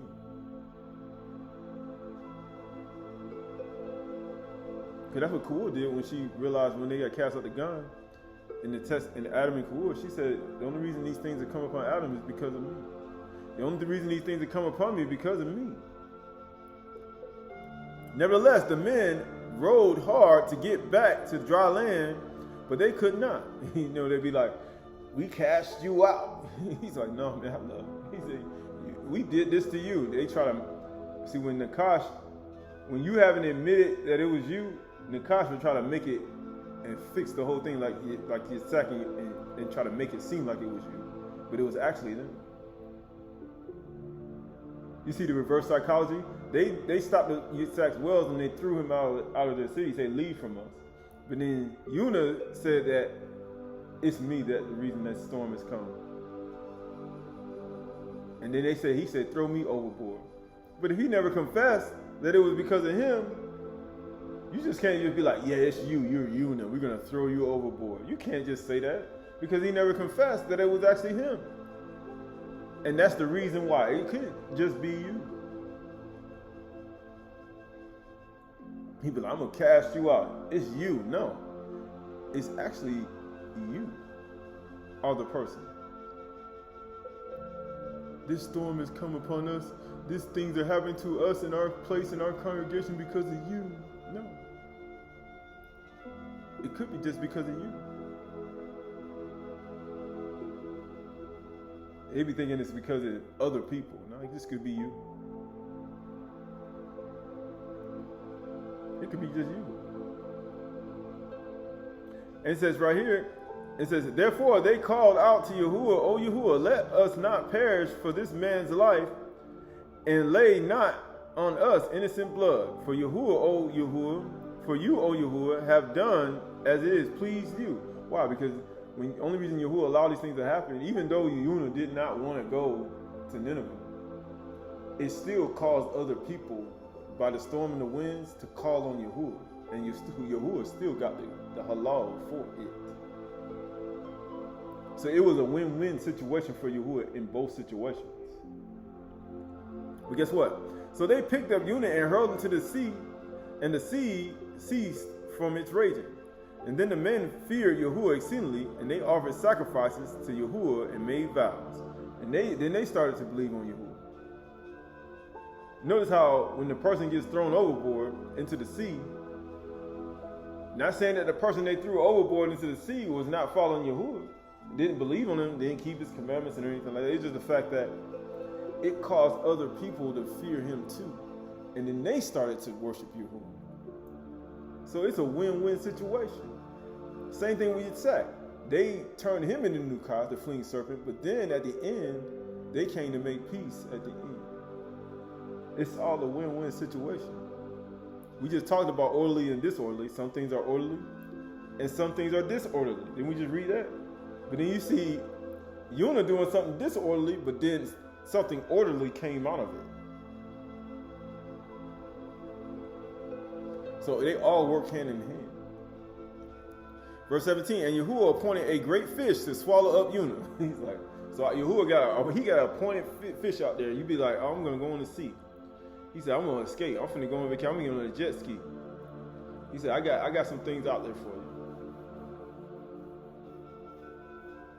I'm finna go chill. Right? Ain't gonna be no standing by the seashore today. Right? You know how they say it? Right? But it said right here, and Yunah was in the belly of the fish 3 days and 3 nights. Right? So that's all the point. Right? Only reason that's all it's showing. This Bereshit chapter 1, 24 through 27. We almost finished. And Elohim said, let the earth bring forth living creatures according to their kind, livestock and creeping things and beasts of the earth according to their kind. And it was so, and Elohim made the beasts of the earth according to their kinds, and livestock and the behemoth according to their kinds, and everything that creeps on the ground according to its kind. And Elohim saw that it was good. Then Elohim said, let us make Adam in our own image, in our own likeness, and let them have dominion of the fish of the sea, the God, the birds, the off of the Shamayim, over the Bahama, and over the earth, and over every creeping thing, the remes that creeps on the earth. So Yahuwah Elohim created Adam in his own image. In the image of Elohim, he created him, male and female. Zkyrun Nakabah, he created them. Why? Because Shaitan is coming to destroy and devour both male and female. Life. That's what he's coming to do.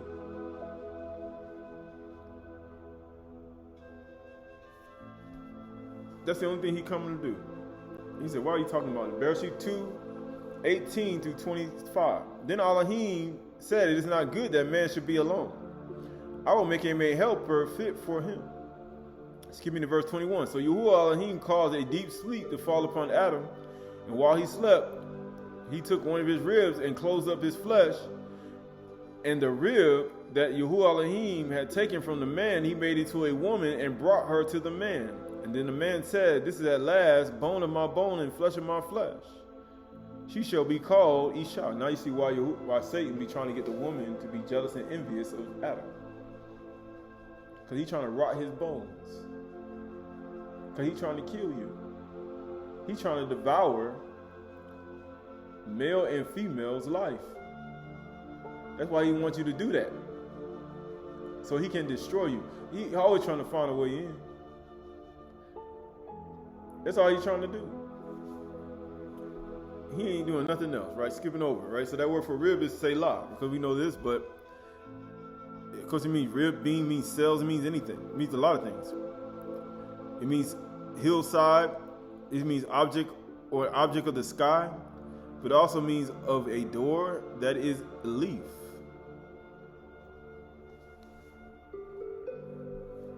It means leaf, right? It also means beam. Well, I'm looking at leaf right now, right? Because you look at the leaf, right? What do you see? Right? You see a stem and you see branches coming out, but then you see leaves with veins, right? So, and it's the very same thing. You see veins with leaf. You see the leaf with veins in it, right? Because what's in the leaf? What's in the blood? Life in the blood. What does Kua's name mean? Her name means life giver, mother of all living. In order to have life on the inside, you gotta have blood. Life in the blood. That's what Dam means. Right? But then look at the area view of rivers.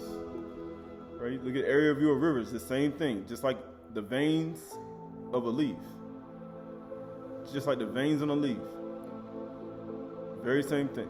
Right? Book of Sirach, chapter 19 and 20. The fear of Yahuwah is all wisdom, and in all wisdom the performance of the law, right? And the knowledge of his omnipotency, right? Because it's all a part of it, right? Skipping, going to Nazarene Acts of the Shalakim, Nazarene Acts of the Shalakim, page 188, breath and blood. So we read this last time, but I'll read it again because it's important. The nostrils are made for the purpose of collecting and inspiring air by the renewal of the breath. The natural heat is in the heart, made by means of the lungs, be either warmed or cooled, as the occasion may require. While the lungs are made to abide in the breast, that by their softness they may soothe and cherish the vigor of the heart, in which the life seems to abide the life. I say not the Ruach. And what will I say about the substance of the blood, which proceeding as a river from a fountain, right? Just like you see a river from a fountain, right? Just like the veins you see in a leaf. And guess what it says? The firstborn along in one channel, and then spreading through the innumerable veins, right? One channel, and then you have all these other veins that it goes into, because when the water starts to move, it starts to look just like a tree. And then it says, and through canals irrigates the whole territory of the human body with vital streams, being supplied by the agency of the river, which is placed in the right side, because we know about that, for effecting the digestion of food and turning it into blood. But it is the left in the place of the spleen, which draws itself, and in the same way cleanses impurities in the blood, just like water. Like we look at water, cleanses impurities in the blood, and it flushes it out. The same thing when it comes to you, right? This is the book of Yehukanan, chapter 19 and verse 1, 19 and 9. Actually, going to Yehukanan. Actually, Matthew chapter 27. Right. Matthew chapter 27 and verse 1. Matthew chapter 27 and verse 1. Actually, Matthew 27 and 40. Matthew 27 and 40. 27 and 45. Now, from the 6th hour, there was darkness over the land until the 9th hour. And about the 9th hour, Yahushua cried out with a loud voice, saying, Aliyah, Aliyah, that is my Elohim, my Elohim, why hast thou forsaken me? He said, why are you forsaking me? And some of the bystanders hearing it said, this man is calling for Aliyah. Now, skipping over to, skipping over.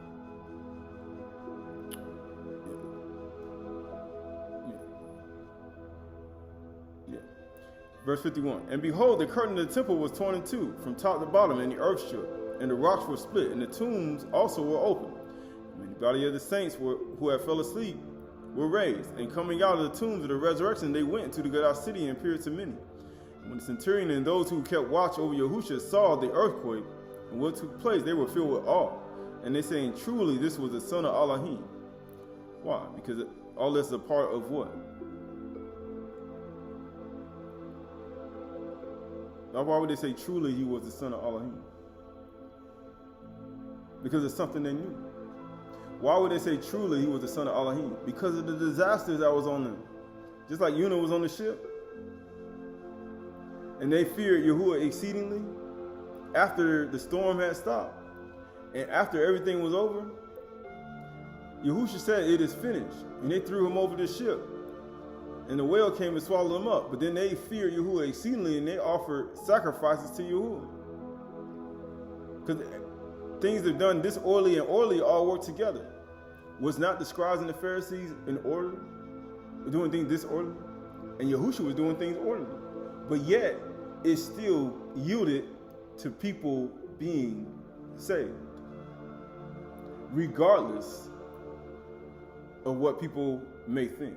It still yielded over to people believing. Regardless. So the negative and the positives, and orderly and disorderly, all work together for the very same purpose. It all worked together for the same purpose. Because, and he said, why would he need all of this to happen? Because it's all a part of it. It's all a part of it. It's all a part of it, right? This is Zykrun chapter 19 and verse 33. John chapter 19 verse 33. And when they came to Yahushua and saw that he was already dead, they did not break his legs. But one of the soldiers pierced his side with a spear, and at once came out blood and water. Why? Because that's just one channel. That one channel goes into many other veins. And guess what happens? It produces more channels.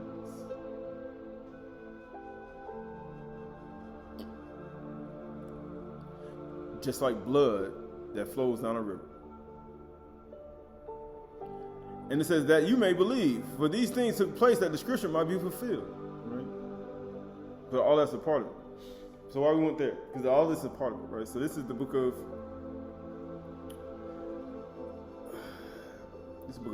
Psalms 106, Psalms Tahalim 106, Psalms Tahalim 106,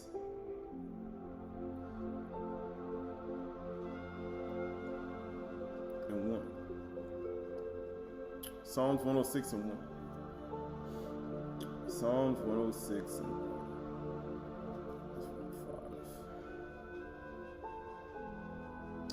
It says, praise Yahuwah, O give thanks to Yahuwah, for he is good, for his steadfast love endures forever. Who can utter the mighty deeds of Yahuwah or declare all his praises? Barak are they who observe justice. Barak are they who observe mishpat. Who do righteous at all times. He said, who do it at all times.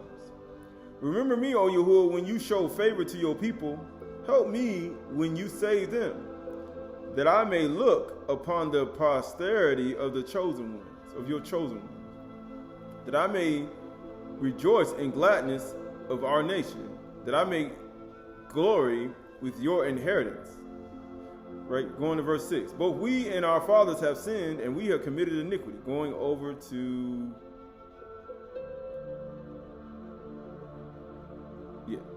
skipping over to verse 10.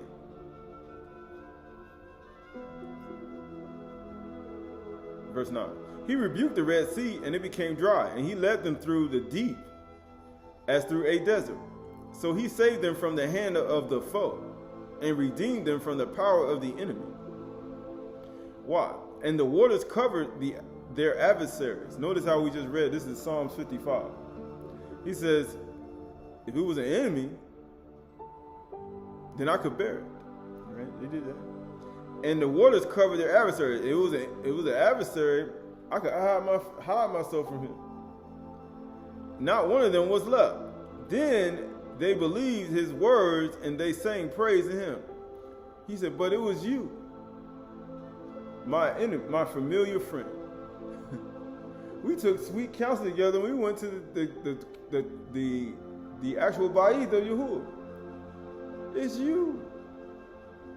And amazing, he said they believed his word, and then they sang praises. Isn't that what Taruah is? He said they sang praises. But they soon forgot his work. He said, let death steal over them. As a matter of fact, you know what they said also?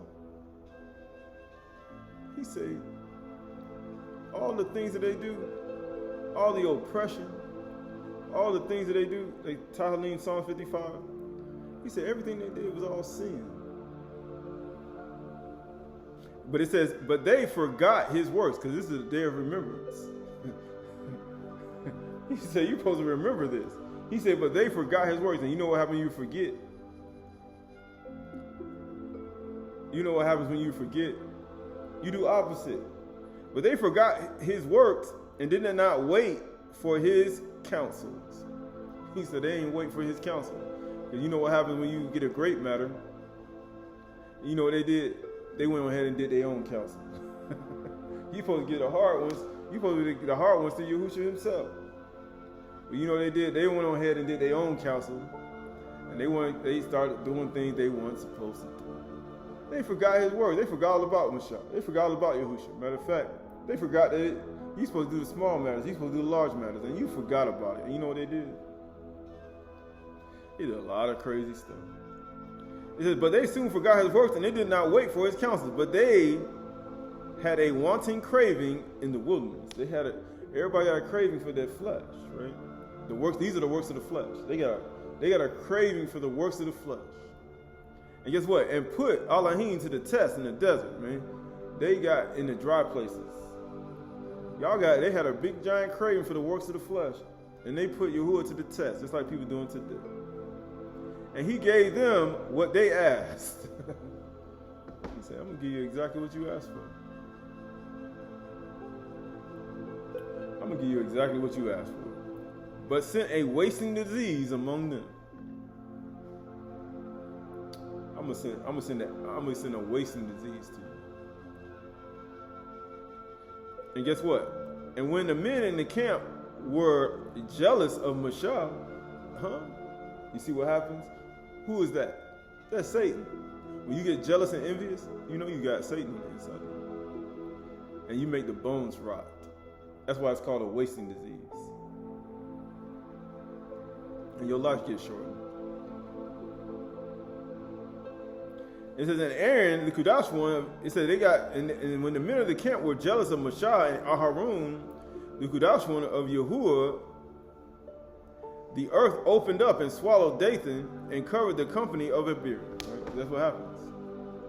You're going to be visited by Yahuwah, earthquake, storm, tempest, vapor of smoke. Why? Because that's what happens. When you get jealous and envious, you're going to go into the pit. That's both male and female. When you get jealous and envious of another woman, another man, or anything they have, you're going to go into the lake of fire.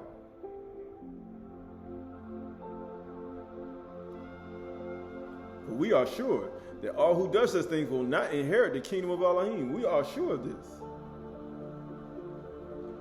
They made a calf in Horeb and worshipped a metal image, right? That's what this day is, Zykrun. You need to remember this. Keep it in memory. Right? They exchanged the glory of Elohim for images of ox that eat grass. You need to keep this in memory. This is the first day of the 7th month. This is the first commandment. You shall have no other Elohims before me. They forgot Yahuwah. There we go. That's what Zykrun Taruah is. Don't forget. Their Savior, who had done great things in Mizraim, wondrous works in the land of Ham, and awesome deeds by the Red Sea. Therefore, he said he would destroy them. Now you see why Dawid wrote in 55, he said, let death still over them. That's why he was meant. Because they had sin. Because they had sin. For the wages of sin is death.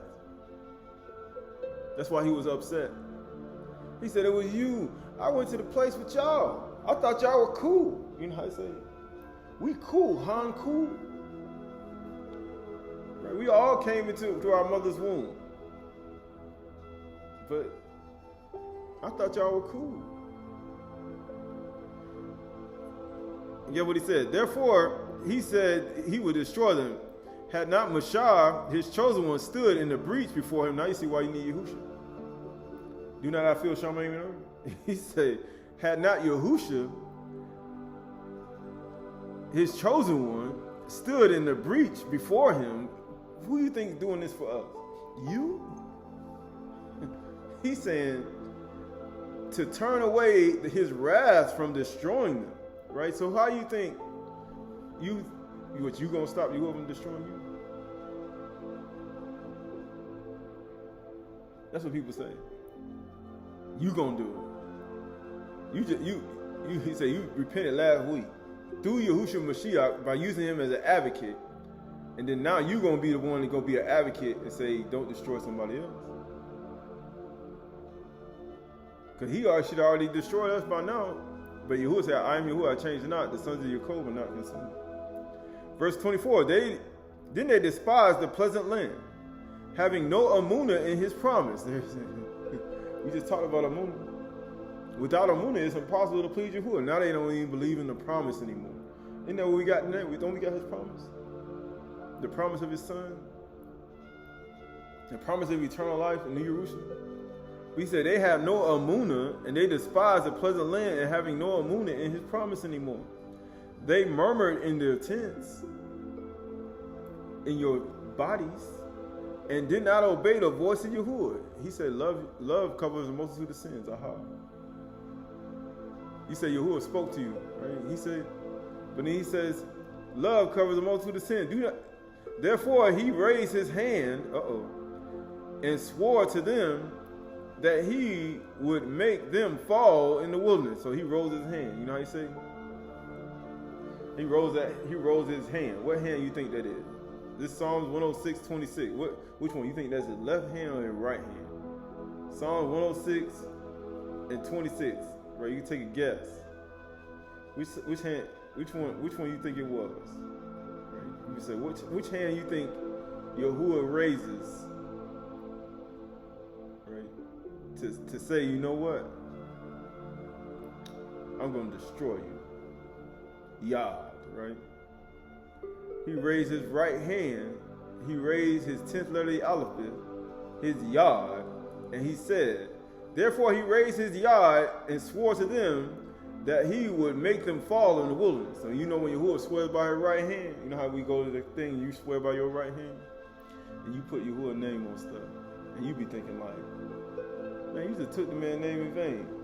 Yahuwah don't support nothing you're doing. And you better do it too now, being that you did it, because you know everything orderly and disorderly work together. Even though the person did it, it's disorderly, but it's still going to be orderly, because Yahuwah going to have people believe on his name through that. Even though it was just all out of place, all out while you did it. Just like when people make vows and things that put on their right hand and they don't want to do it, well, either way you don't want to do it or you don't, it's still going to work for good, right? That he would make them fall in the wilderness and would make their offspring fall among the nations, scattering them among the lands. Now you see why we say you fallen. But he gonna make that lofty city, he gonna humble that lofty city. Then they yoked themselves to Baal Peor and ate sacrifices offered to the dead. And they provoked Yahuwah to anger with their deeds, and a plague broke out among them. Right, so that's all a part of it. So why we went there? Because that's all a part of it. Right, this is the book of Sirach. Book of Sirach, chapter 19 to 20. It says, the fear of Yahuwah is all wisdom, and in all wisdom is the performance of the Torah, the law, and the knowledge of his omnipotency. Omnipotency is having a very, very great and unlimited power. Right, that's what he had. This is Psalms 40, 1 through 8. I wait patiently for Yahuwah, and he inclined unto me, and he heard my cry. He brought me up also out of the horrible pit, out of the miry clay, and set me upon a rock and established my goings. Why? Because that's what he did to Mashah when he was passing by. He put him on a rock and he covered him with his yod, his right hand. His yod. The same yod that he does to say I'm gonna overthrow you in the wilderness. The same yod, he put him on Mashah on the rock and he passed by and showed him his back parts. Very rock that Yahusha said, I liken to you a wise man and build his house upon a bend of rock. Right? And guess what it says? He hath put a new song in my mouth, even praise unto our Elohim. Many shall see it and fear and trust in Yahuwah. He said they're going to trust in Yahuwah in tranquility and peace. Guess what it says? Barak is the man that maketh Yahuwah his trust, and respecteth not the proud, nor such as turn aside to lies. He said, I don't respect a person who turns aside to lies. Matter of fact, why would you respect that person? And a prideful person, an arrogant person. Why would you do that? Because Yahuwah hates pride, the arrogance, and the forward mouth. So why would you love it? Verse 5 says, Many, Yahuwah Ma'alahim, are thy wonderful works which thou hast done. And thy thoughts which are to usward, they cannot be reckoned up in order unto thee. If I would declare and speak of them, they are more than can be numbered, because it's unlimited. I could number every single sedimentary sand, every single water molecule. I can measure every single wind trajectory of every tree on earth, and still won't be able to get all the trees that are actually going to come out from the seed from the ground tomorrow. There's no way you can do it. It says, sacrifice and offerings thou didst not desire. Mine ears hast thou opened. Burnt offerings and sin offerings hast thou not required. Then said I, lo, I come in the volume of the book. It is written of me. I delight to do thy will, O Elohim. Yea, the Torah is in my heart. Right? That's what it said. Because that's what you got to remember. Because it got to be in your mind. Because it's a remembrance. This is Psalms 83, 13 through 18. O Elohim, make them like the whirling dust, like the chaff before the wind. As fire consumes the forest, as flames set on the mountains ablaze, so may you pursue them with thy tempest and terrify them with thy hurricane, thy Sufa. Fill their faces with shame that they may seek your name, Yahuwah. Let them be put to shame and dismayed forever. Let them perish in disgrace, that they may know that you alone, whose name is Yahuwah, are the most high over all the earth. Why? You're going to seek his name. You're going to seek his face. Well, that's what happened to the people on the ship with Yonah. They filled their faces with shame and they sought his name and they offered sacrifice to him. But they saved them out of the trouble. And what do you think you got to do when Yahuwah saves you out of trouble? He saved you out of the storm, the tempest, the flood, poverty. He saved you out of sickness, disease. He saves you out of so many different scenarios, things that could have happened to you. And you ain't got no song. He said, where your song at? But you know what he says? This is what you need to do. This is Nazarene action of Shalakim. Good news give power over demons. You see how it's important is the acknowledgement of Yahuwah and the observance of divine obedience. That's how you get your song back. Which not only protects you, those who believe, from the assaults of demons, but also gives command over those who rule over others. And therefore it is a necessity for you, who are the Goyim nations, to betake yourselves to Yahuwah and keep yourself from all uncleanness. That's the whole point. He said, that's why your song gone. He said, I ain't got a new song in my mouth. That the demons may be expelled and Yahuwah may dwell in you. Because Yahuwah don't dwell in old, in old wineskin bottles or with old garments. He said, you got to destroy your old garments and your old wineskin. Once you get rid of it, then Yahuwah may dwell in you. At the same time, by prayers, commit yourselves to Yahuwah and call on him in his aid against the impudent demons for whatsoever things you ask, believing you will receive. He said, then pray and then call on him for help. Because there ain't no way you're going to be the superhuman adversary by yourself. You know what I'm saying? I'm going to be a superhuman adversary by myself. That makes a lot of sense in your mind. It's not going to happen. You're going to need some help. I assure you. The man tussled with Michal and his Malachim. So you think you're going to do it by yourself?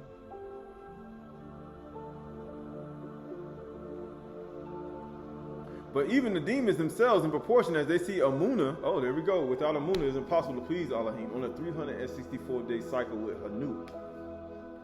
That's what Hanuk said. Before he didn't even see death. He was right in the midst of Satan. And he was taken. Because your Amunah, once Amunah grow, once a belief grow, that's the only reason these trials and situations come. So your Amunah will get harder and harder, strengthened more and more. That's the only reason these things come. Why do you think he's going to take everything? He's removing things, he's allowing things to happen. So you can get more Amunah, so you get more strength. Not only physically, but mentally.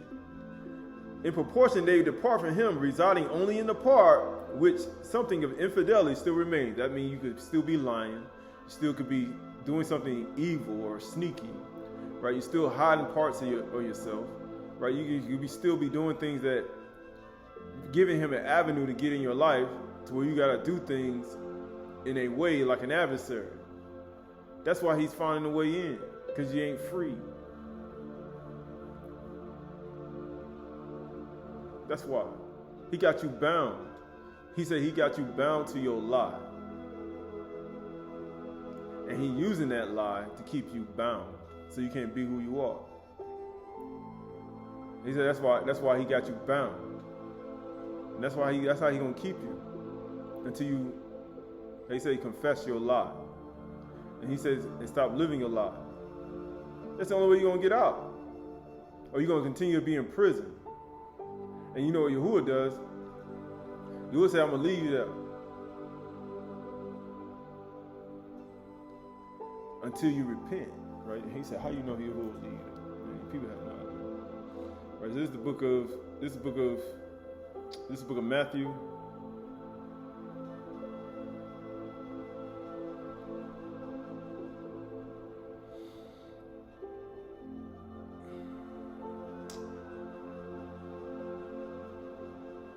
This is the book of Matthew, chapter 18, verse 26. So the servants fell on his knees, imploring him, have patience with me, I will pay you everything. And out of pity for him, the master of the servant released him and forgave him his debt. So the master of the house, right, gave him or her and released them of their debt and all the things that they did. He did all that. He said, I did a lot. He said, yeah, and he forgave you for all your debt. Verse 28. But when the same servant went out, he found one of his fellow servants who owed him 100 denarii, and seized him. He began to choke him, saying, pay me what you owe. Give me my money. Give me the things that you owe to me. And he said, the man just forgave you everything, all your sins and the things you did. He said, no, this is Yahushua. No, this is a real person. So they say if a real person did that for you. And he said, no, you don't got to give me nothing. So his fellow servant fell down and pleaded with him. having patience, have patience with me, and I will pay you. And he refused and went and put him in prison until he should pay the debt. He's like, man, he gonna put you in prison. He said, he put me in prison. Who do you think that is? That's Satan. That's a devil. That's a devil inside of people. He said, I'm gonna put you in prison until you pay the debt.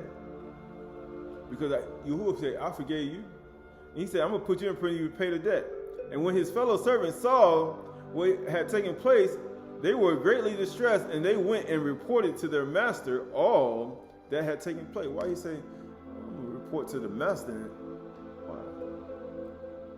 Why are the other people, the other servants, going to report to the master? Because it's a hard matter. You know, the small matters you do amongst yourselves, but the hard matters you bring to Moshe. And he said, I come to tell you all that's taking place. Then his master summoned him, right? So that, because he the master of this.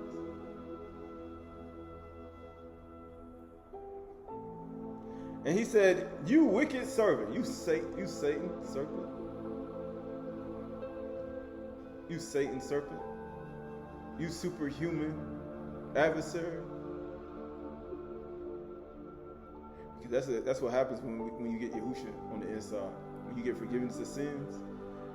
When you get forgiveness of sins, you tend to think that you better. You tend to think you can hold things against other people. Because you got forgiveness of sins, and you tend to say, you ain't getting in either. You ain't getting in. No, I ain't forgiving you nothing. And that's what people do today. That's what men and women do today, because they're arrogant, because they're a bunch of criminals. It's a crime to do this. They say it's pre-crime. I'm trying to stop you from doing it before it happened. And it says, then his master summoned and said to him, you wicked servant, I forgave you all the debt because you pleaded with me. He said, man, you begged me. You know how we do? You begged me to forgive you for this sin. You begged me, and I forgave you. But you said, and should not you have had mercy on your fellow servant? This is a hard matter. You should have had mercy on your fellow servant.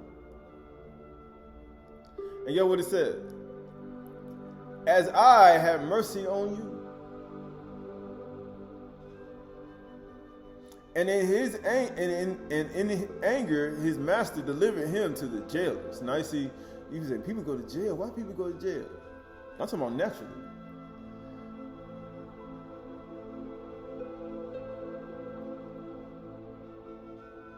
And then it says, until he should pay all his debt. So also my heavenly Father will do to every one of you who does not forgive your brother or sister from their heart.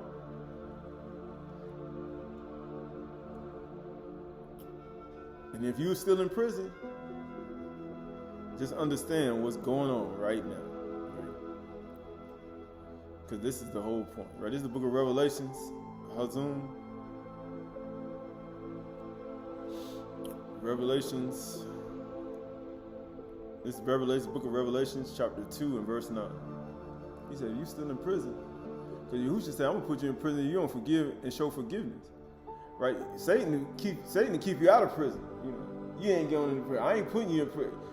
You ain't got to forgive him never, ever, ever, ever, ever. But then you don't know when Satan tells you not to forgive a person, he is putting you in his prison. When he telling you to keep your lie, he putting you in his prison. That's what he does. He puts you in his prison. He keeps you bound in his prison in chains. That's what he does. It's reverse psychology.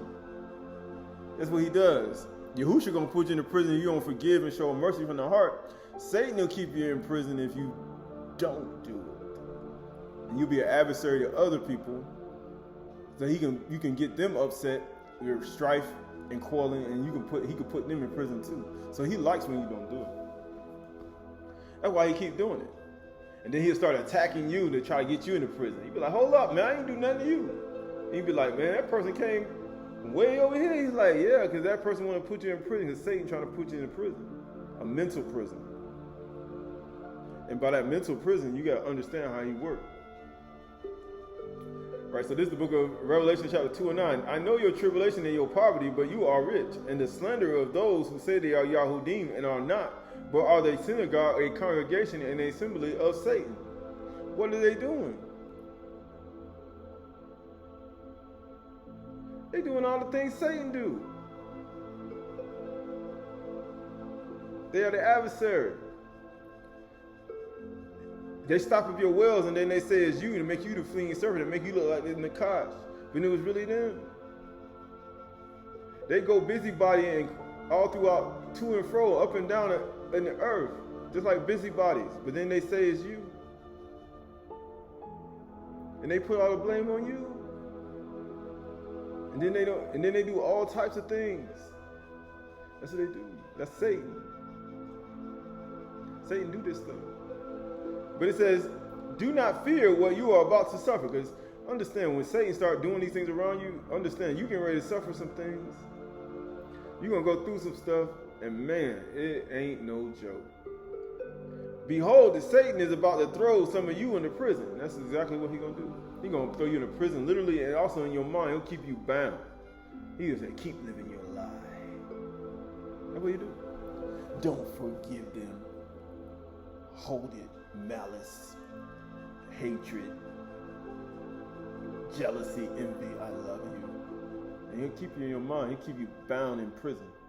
He loves it. Fornication, right? Teach somebody else to do it. I love you. That's how he operates. We're going to be friends forever. And he's going to keep you bound. But guess what? You're going to have to suffer it. And it's for a reason. Behold, the devil, Satan, is about to throw some of you into prison that you may be tested. Why do you think he's going to put you in that? Why do you think he's going to put you in that mind for?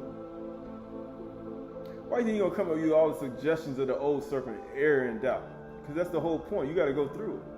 What's the point of running from it? He's testing you. Testing you to do what? Test it 10 days. Oh, how many days we got till Kafar? How many days we got till Kafar? 10 days. Thou shalt have no other islands before me. He's going to test you 10 days. We got 10 days before Kafar. This whole 10 days is all about Satan. Because remember, this is a war cry. This whole thing is a war cry. It's a battle cry. Because we're in the suffering part. Well, you got to get into 10 days. He's going to try you 10 days so you won't get, everything you keep you bound. And he want to keep you bound until Yahushua get back here. When he come to Sukkah and Tabernacle here. That's the only reason he's doing it. And people say, why are he doing that? Because that's how he works. That you may be tested for 10 days and you will have tribulation. Why do you think he's doing all that? Why all this stuff happening? What we getting at? We're going to transition time, 17th day, 18th day, going to the fall equinox. Notice how people just start dying everywhere. People say, why all these things be happening all the time around this time? Because people need to understand. You need to understand. You need to open your eyes. He says, you will have tribulation. Be faithful. Oh, Amuna, without faith it's impossible to please Yahuwah. Can you be faithful 10 days before Kafar? Some people can't though. It's true though. But hey, everybody's struggling, right? Everybody can't run for 10 days straight, right? You can't run for...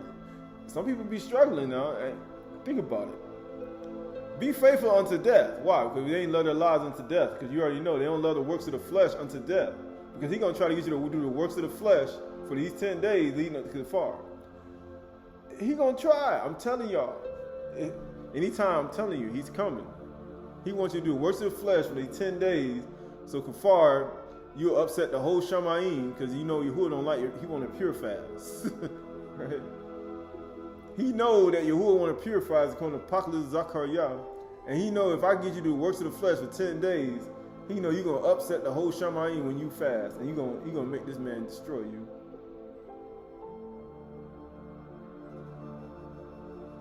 He know. Okay. And he says, be faithful unto death, and I will give you a crown of life.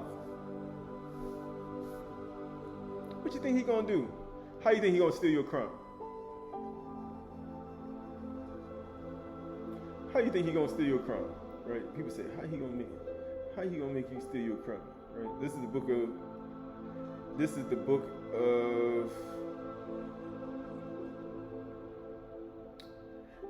is the first Ezra's. I'm gonna show you how he tried to steal. I'm gonna show you how he tried to steal such and such crown. Yahusha crown. Right? This is First Ezra chapter 4. First Ezra chapter 4 and verse 14. O ye men, it is not the great king, nor the multitude of men, neither is it wine that excelleth. Who is it then that ruleth them, or hath the lordship over them? Master, are they not women? Women have borne the king and all the people that bear rule by the sea and land. Even of them came they, and they nourished them, and they planted vineyards, from whence wine cometh. These also make garments for men. These bring glory unto men. And without women cannot men be. Yea, and if men have gathered together gold and silver and every goodly thing, do they not love a woman which is comely in favor and beauty? And letting all those things go, do they not gape and even open mouth fix their eyes to fast on her? And have not all men more desire unto her than unto silver and gold, or any goodly thing whatsoever? And man leaveth his father that brought him up in his own country, and cleaveth unto his wife. He sticketh not to spend his life with his wife, and remembereth neither father nor mother nor country. By this also you may know that women have dominion over them. Right, skipping over. Verse 29. Yet did I see him upon me, the king's concubine, the daughter of an admiral Barca, sitting at the right hand of the king, and taking the crown from the king's head, and setting it upon her own head. She also struck the king with her left hand, with her calf. And then would it beat Yahusha in the face?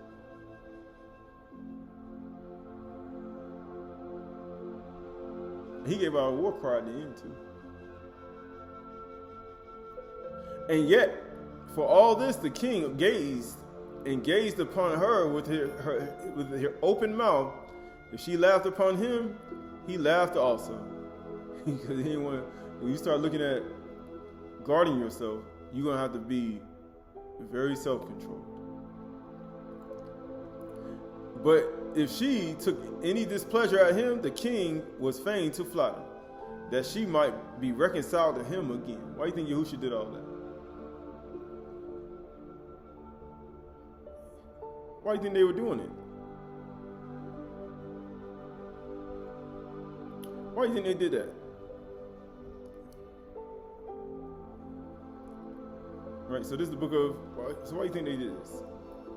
Because they were trying to steal something from him, and they couldn't. They were trying to steal something from him, and they couldn't.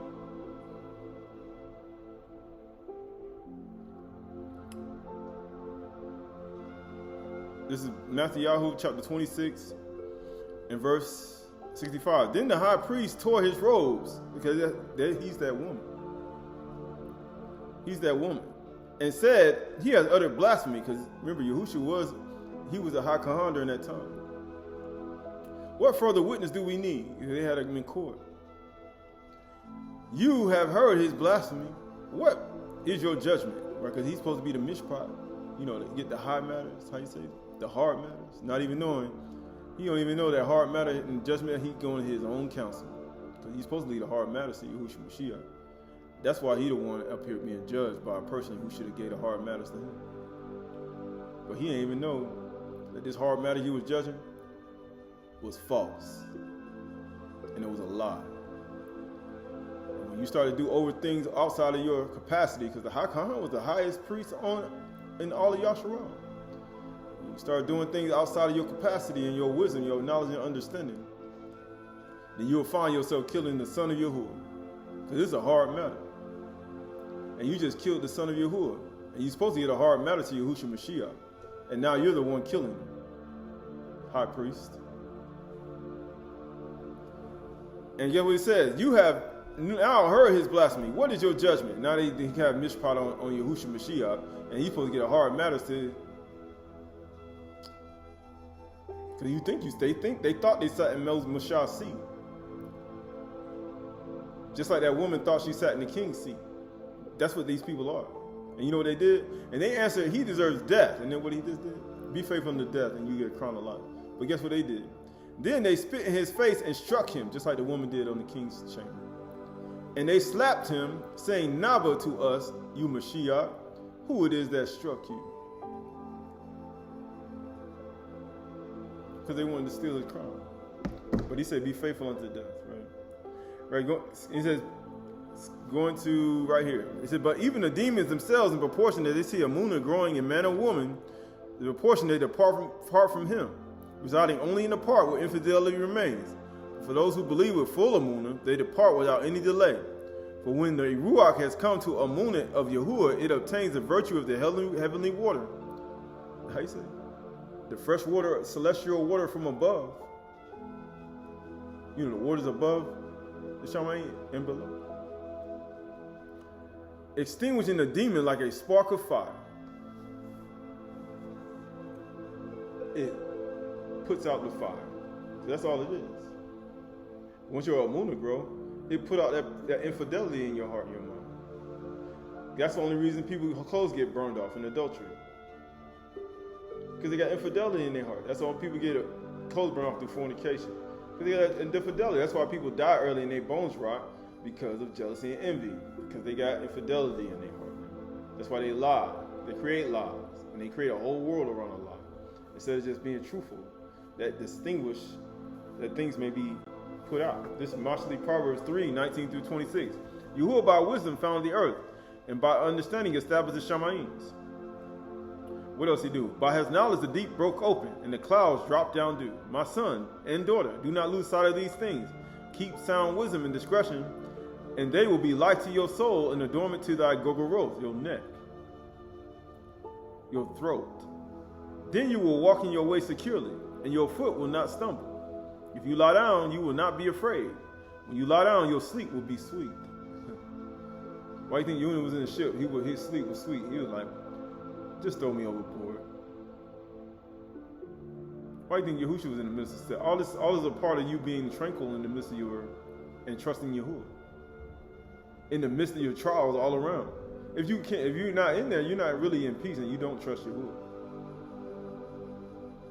Do not be afraid of sudden terror and the ruin of the wicked when it comes, for Yahuwah will be your confidence and will keep your foot from being caught. When everything's going wrong around you, that's the only way you're going to know. That's how you know. That's how you know. Right? All of you can now 2:24. Let what you heard from 2:24 to 29. Let what you heard from the beginning abide in you. Why you say you need it? Because you need to understand it. If what you heard from the beginning abides in you, you will abide in the Son, the life of the house, and in the Father, the strength of the house. And this is the promise he has made to us, eternal life. I write these things about those who are trying to deceive you. Who are these people? Satan and his Malachim. And everybody who works with them.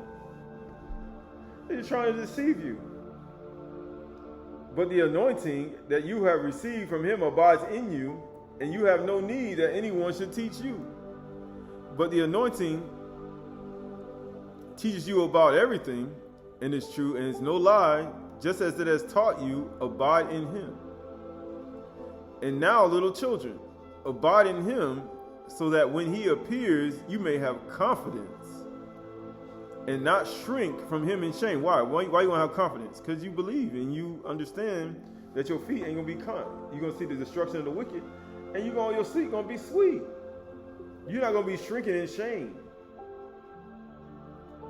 You're not going to be hiding in shame. Adam, where are you? You're not going to be doing that. Because who are your confidence? If you know that he is righteous, you may be sure that everyone who practices righteousness is born of him. Because it's a day of remembrance. Taruah. That's the whole point. Ode to Solomon, Ode Shaloma, 12, 1 through 7. He has filled me with the words of truth, that I may proclaim him like a flower, like the flowing of waters. Truth flows from my mouth, and my lips declare his fruits, right? We talk about his fruits. Because his fruits are true. Right? Because those are the fruits of the Ruach. Right? And how people say? And he caused his knowledge to abound in me because the mouth of Yahuwah is the true word and the door of this light. And the Most High has given him to his generations, which are the interpreters of his beauty, the narrators of his kabod, and the confessors of his thought, and the preachers of his mind, and the teachers of his works. For subtlety of the word is inexpressible, and like his expression, so also is his swiftness, and his acuteness, and his limitless in his path. He never falls, but remains standing, right? That's what happens. Yahuwah doesn't fall, he remains standing, and no one cannot know his descent or his way. For as his work is, so is the expectation, for he is light and the dawning of thought. He's just like the starting point of your thought process, to the point where you actually get the fullness of Yahushua Mashiach in your mind.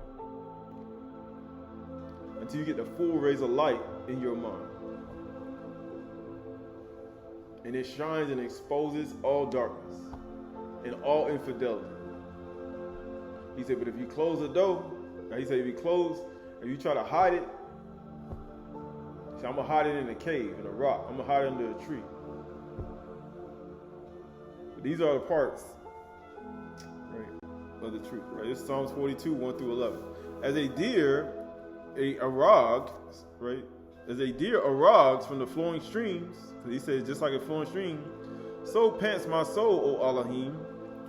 My soul, Samah, for Elohim, for the living Elohim, when shall I come and appear before Elohim? He said, when am I going to come?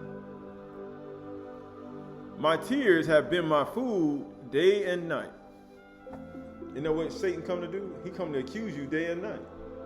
Yom and night. That's what he come to do. And he said, but my tears have been my food day and night. While they say to me all the day long, who are these people? Satan and his Malachim. Where is your Elohim? This is all, when people rejoice at your calamity and your destruction. This is, where is your Elohim? They want to know where your Elohim at. And then what he did to Yuna on the ship, and then what they did at Yitzhak, when they stopped at his well, they was like, where your Elohim at? They were watching you. These things I remember. This is the day of remembrance. This is it's a memorial of Zykrun Taruah. These things I remember. Do you remember last year? I remember all last year. I remember the other year. I remember for almost a whole year. I remember everything people said. He's like, I remember everything. It's a day of remembrance. Why do you think you allowed it to happen for a whole year? So you come back and remember it? I remember it. I remember it. For the wages of sin is death. All that stuff, he said, all that stuff is wrong. I remember it. Do you remember? Now you see why he wants you to hear everything. I want you to hear everything. I want you to see everything they do. I want you to know. And I want you to hear it. And I want you to remember it.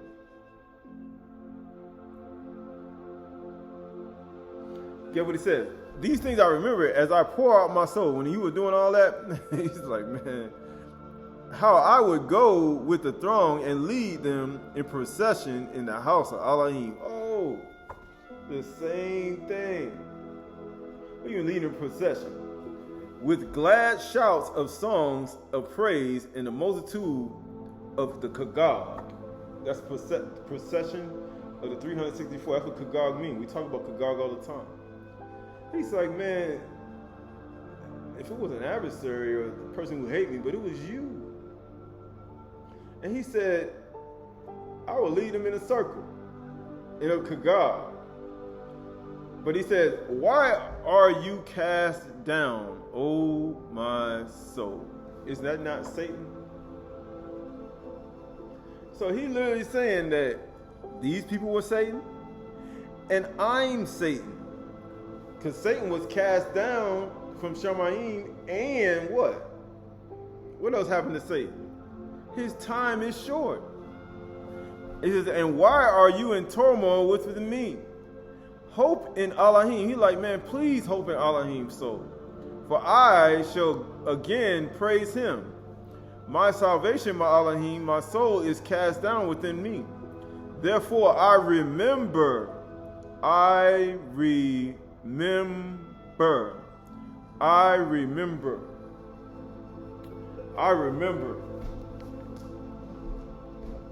That's what he said.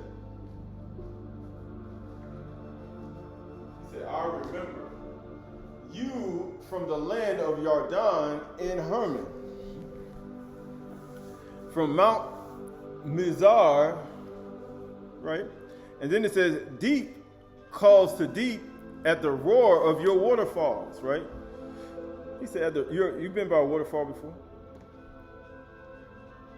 But he says, all your breakers and your waves have gone over me.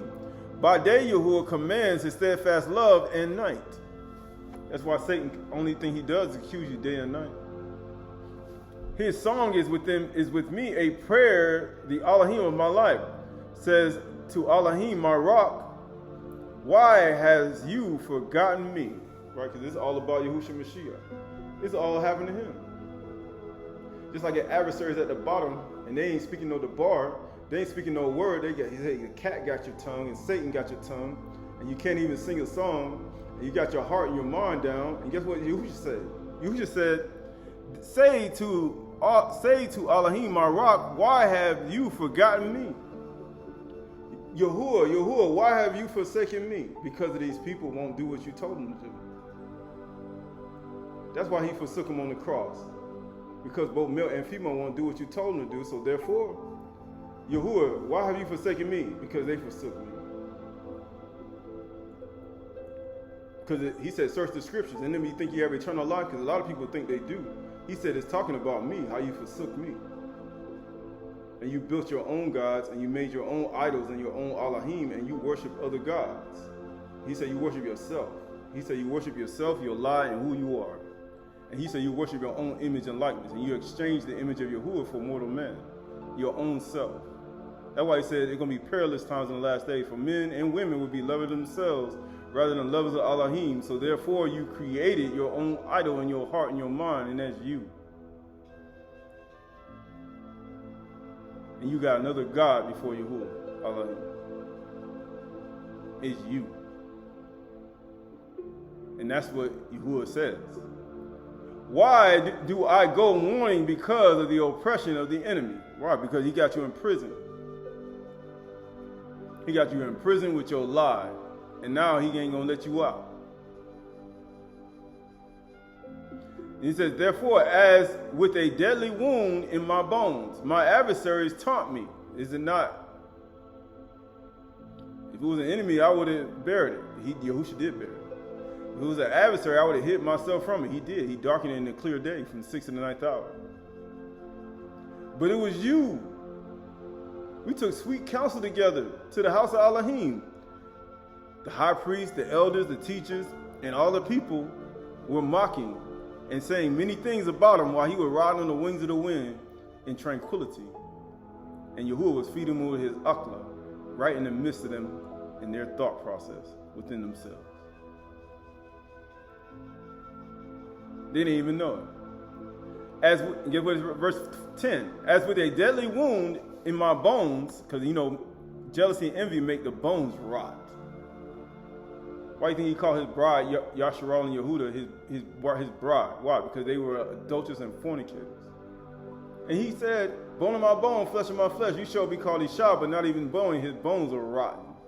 And his bones were staring at him from his fasting. He could see his bones through his skin. He said, my adversaries taunt me. That's all they do. Because that's what happens when you got Satan on the inside of you. You start to taunt somebody, knowing that you are Satan too, when they're in the midst of their trials. And you know what else he said?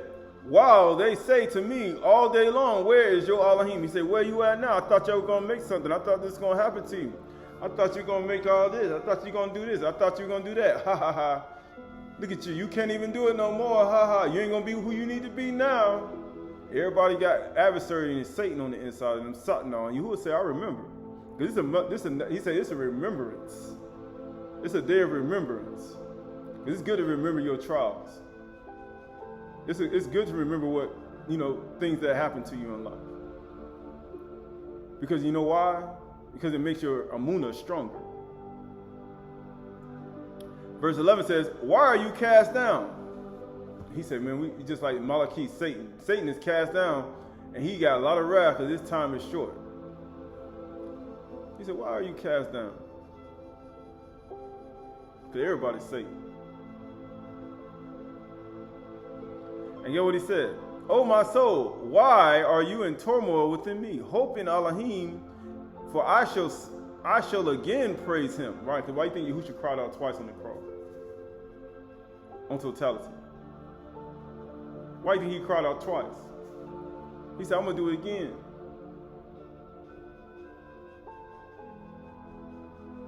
Why do you think he did that? My salvation and my Elohim, why hast thou forsaken me? Because the people forgot. Because they forgot.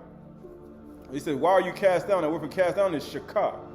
He said, my soul, why are you cast down? Why am I in shakah? Bowed down, to be crouched, to sink, depressed, to be crouched, to be bowed down, to be prostrate, to be humble. God humbled a lofty city. Because for some reason, you all think that you all can say all of that, and you think that you can actually stand up. And people say you're not even in the right.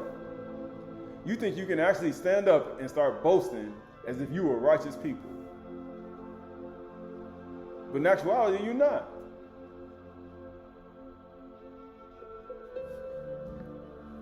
He said, the only reason, why? This is Psalms 98.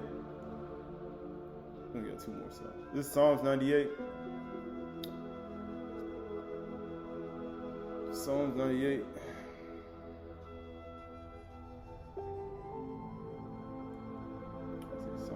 Psalms 95. Psalms 95.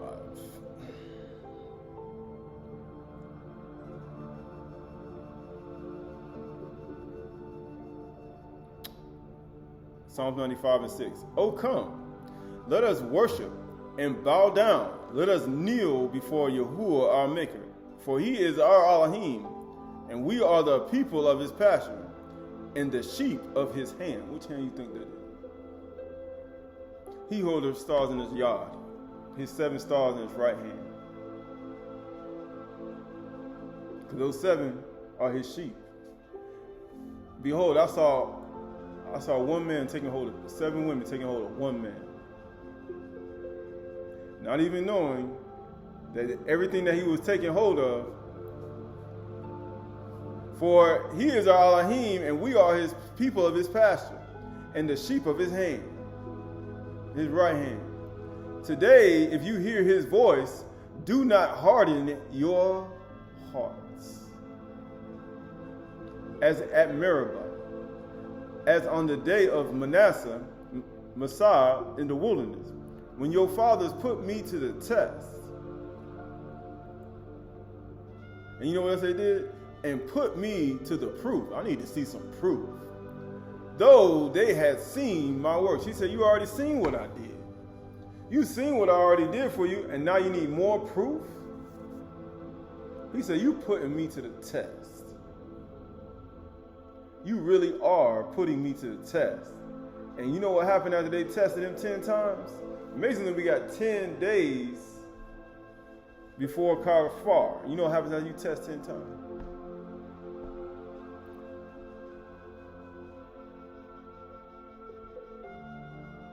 And people say, you want to keep playing. Now imagine if you test in 10 days up into Kafar. You could end up like Nabal on the 10th day.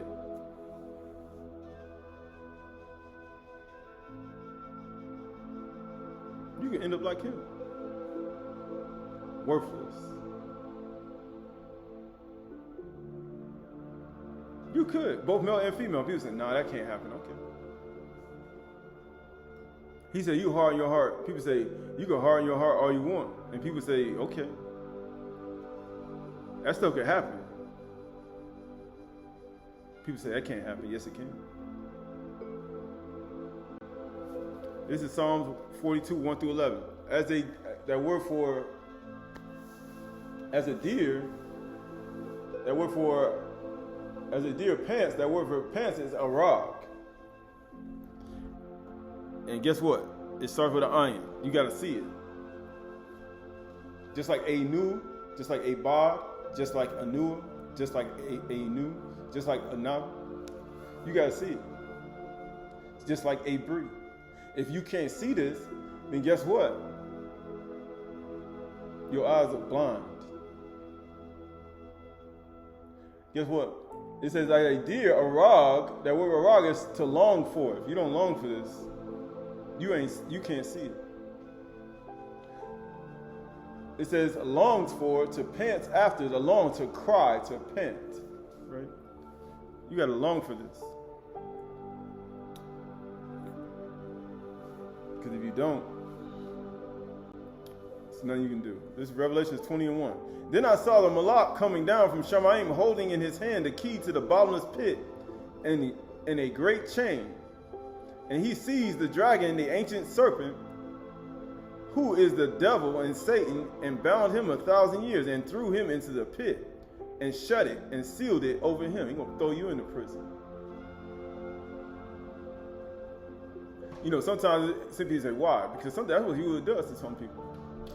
He throws them people into prison and don't let them out. Get what it says? So that he might not deceive the nations any longer. You don't want to be in that position. You don't want to be in that position. I write these things about those who are trying to deceive you. You don't want to be in that position. You don't want to have your heart hardened. You don't want to do that. Don't deceive no one. Just tell the truth. That's all he says. Don't deceive anybody. It says, any longer until the 1,000 years are ended. After that, he must be released. For a little while, then I saw thrones, okay, and seated on them were those whom the authority to judge was committed. Okay. So, know ye not that the Kodesh ain't going to judge the world? And it's this thing, you can't judge these small matters. But then, he got 12 thrones who are going to judge the 12 tribes of Yasharal, Shalosh Matah. And then you got Yahushua going to do the hard matters. And you saying, I want to continue to keep mocking Yahushua and his death and his life, and continue to have sin and deceit in my mouth and in my life. Right? These are the things that people don't know. Right? These are the things that people don't know. Right? So this is the book of Revelation, chapter 1, 1 through 5. To the Malak of the congregation in Ephesus, right? These words of him who holds the 7 stars in his right hand. You know, he got the 7 stars in his right hand. And guess what? You know what people say? You know what men and women say? Nah, that has nothing to do with me. Who walks among the 7 golden lampstands. I say, you got a lampstand? You got a menorah? But we got 7 muads, and guess what? You got 10 days before Kafar. And guess what? I hope you keep the 10 commandments.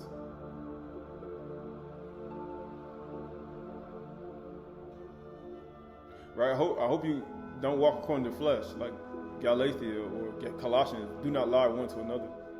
Seeing that you have put off the old self, which means you're still old bottle and an old garment. You're just making the tear worse and worse. And people say, why everything getting worse and worse? Because you got an old garment on and you don't want to get rid of it. And you trying to patch it up, it's not gonna work. You got an old bottle and you still trying to fill it up. Your old life and your old mind, your old way of living, and then you thinking it's gonna actually allow you to be who you need to be, and it's not. It's all a lie. Right? And you say, why? Because it's all a lie.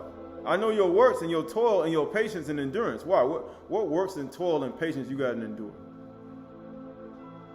And how you cannot bear those who are evil. And you have tested those who call themselves shalakim and are not.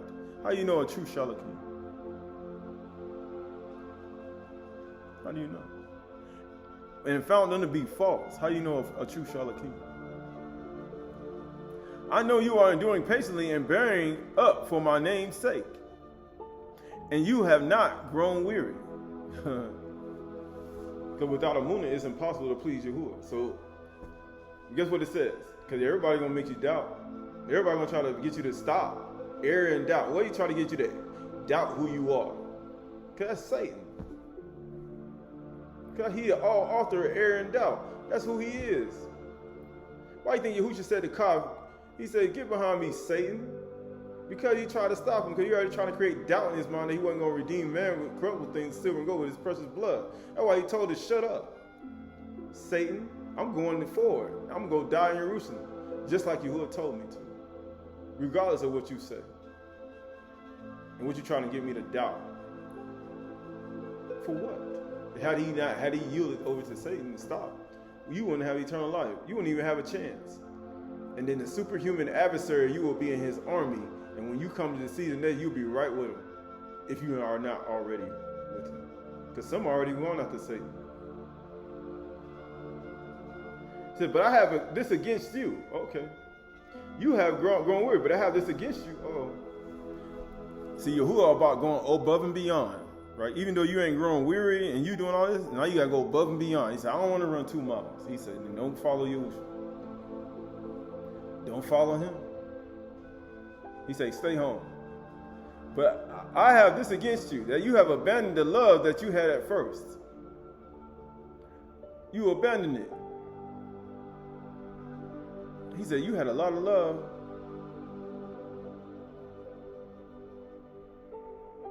He said, you lost it. The very first day of creation, you got the Ruach. Because the fruits of the Ruach is love, kindness, joy, patience. What happened? What happened? You can't even get to the other parts. He said, you lost the love you had at the first. Remember, because this is a day of remembrance. It's Zykrun. It's a memorial. Remember. Therefore, from where you have fallen. Why is my soul cast down? He says, and repent, shew, and do the works you did at the first. What's the works? Love, kindness, joy, patience, and so on and so forth. If not, I will come to you and remove your manure from its place unless you repent. So if you remove your manure, that means a lamp of the wicked going to be put out. And when your lamp go out, you got to go buy from them who sell. You know that lady over there, you know that one that all y'all who went to, she was trying to sell to get herself out of debt. You know that lady. You're going to have to start all over again. You know that one you despise.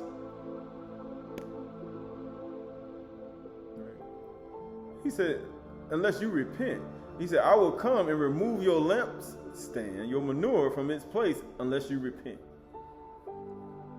Why? Because that's the whole point, right? So this is the last thing. This is the last book.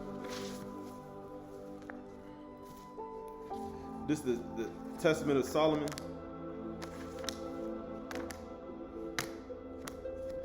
Pseudepigrapha.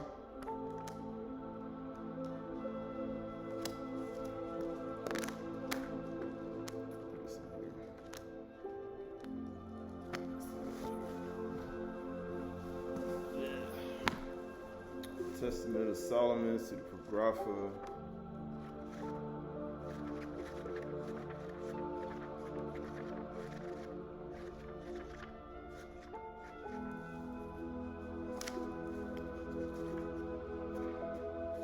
Patriarchs or something.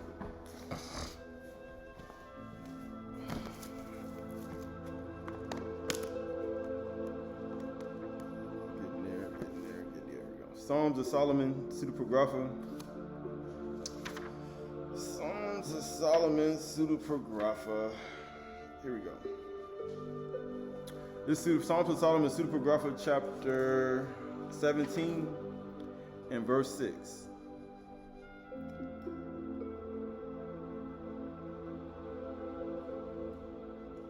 Verse 5.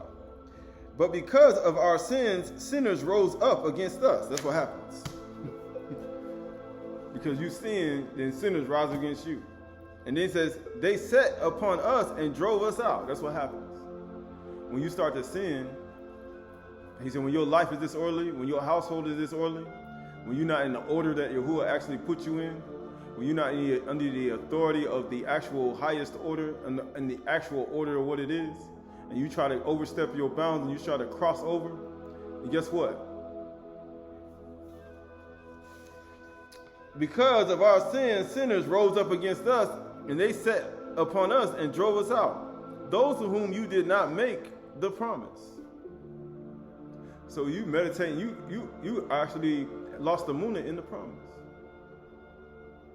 Because for some reason, Satan has convinced everybody, and he said he's convinced everyone. He said you can just get out of place and do what you want. Because of perceived faults in other people.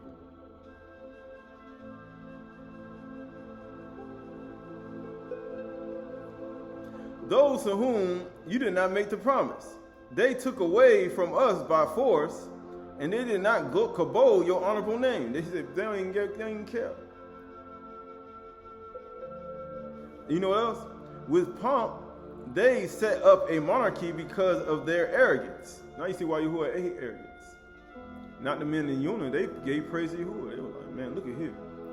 But he said Yahuwah hates the arrogance, the pride. Proverbs chapter 8, he said, I hate arrogant people. Pride. Men and women. Arrogant women, men and women, and forward mouth. They just say everything, all kind of things out of their mouth. Just like 1 Timothy said, they going after Satan, saying things they shouldn't even say. But guess what people do though? They shouldn't even open their mouth. Because all it does is bring wrath. And it says, they despoiled the throne of Dawid with arrogant shouting. In the Taruah, in his loud shouts, they don't even care about your name. They destroyed the throne of Dawid. He said, I will not fail a man to sit on the throne of Dawid. Who do you think that was? That was Yahushua. But they shouting, and they done took the throne.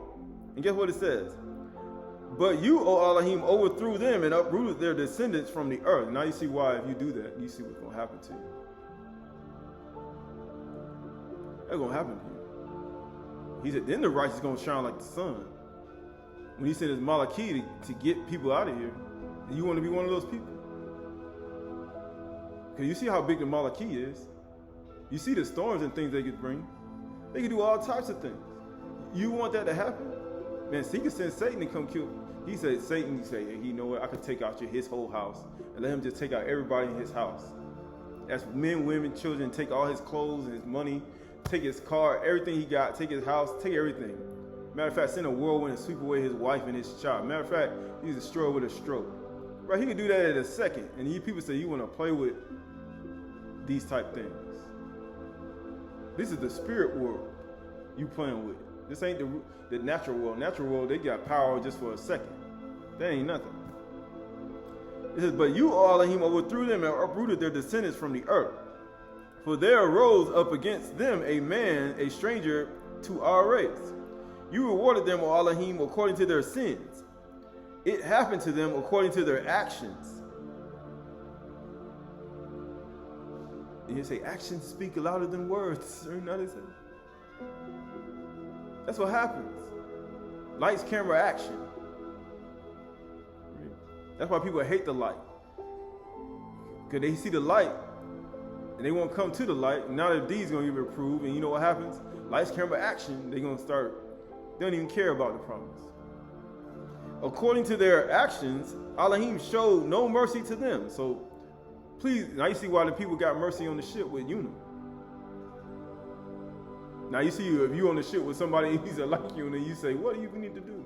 He say, look what they did. They showed some action, and then what did they do? You will say, you know what? They gave kabod to me. I won't destroy them at all. And that's us. And he hunted down their descendants. So you want your children to be safe? He said, I want to come and be disobedient all the days of my life and come to Yahuwah's name and Taruah and keep all these cogs and muads and do all these things. But then I want to plot and scheme and sabotage. Then I want to create these other things. And then you say, my children is going to be saved and my descendants and everybody in my household is going to be saved. No. You despise the promise. You don't even give kabod to his name. What you think going to happen? We talked about the careless daughters and what's going to happen to them. He said you're going to mourn and weep. And people think they're going to keep doing this stuff. Like it ain't going to happen. And he did not let even one of them go. He said, man, I'm not letting you out of prison until you pay until you get my name kabod. You get what it says? Yahuwah is faithful in all his judgments. Because his mishpat is real. This ain't no game. His judgments is real. His mishpat is real.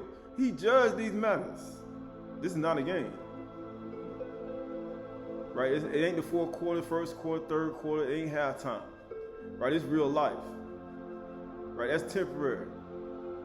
Right? People. He said we got four transition times. That's what we need to focus on. 4 transition times. 4 days of remembrance. You got to remember these things. Yahuwah is faithful in all his judgments, which he makes in the world. So please don't be thinking you're getting away. He says, the lawless one laid waste to our land, so that no one inhabited it. You know, people say, I'm going to destroy you, what you got. I'm going to mess everything up. He said, why would you want to do that? They massacred young and old and children at the same time. And that, you know, the people you want to call the people who do this.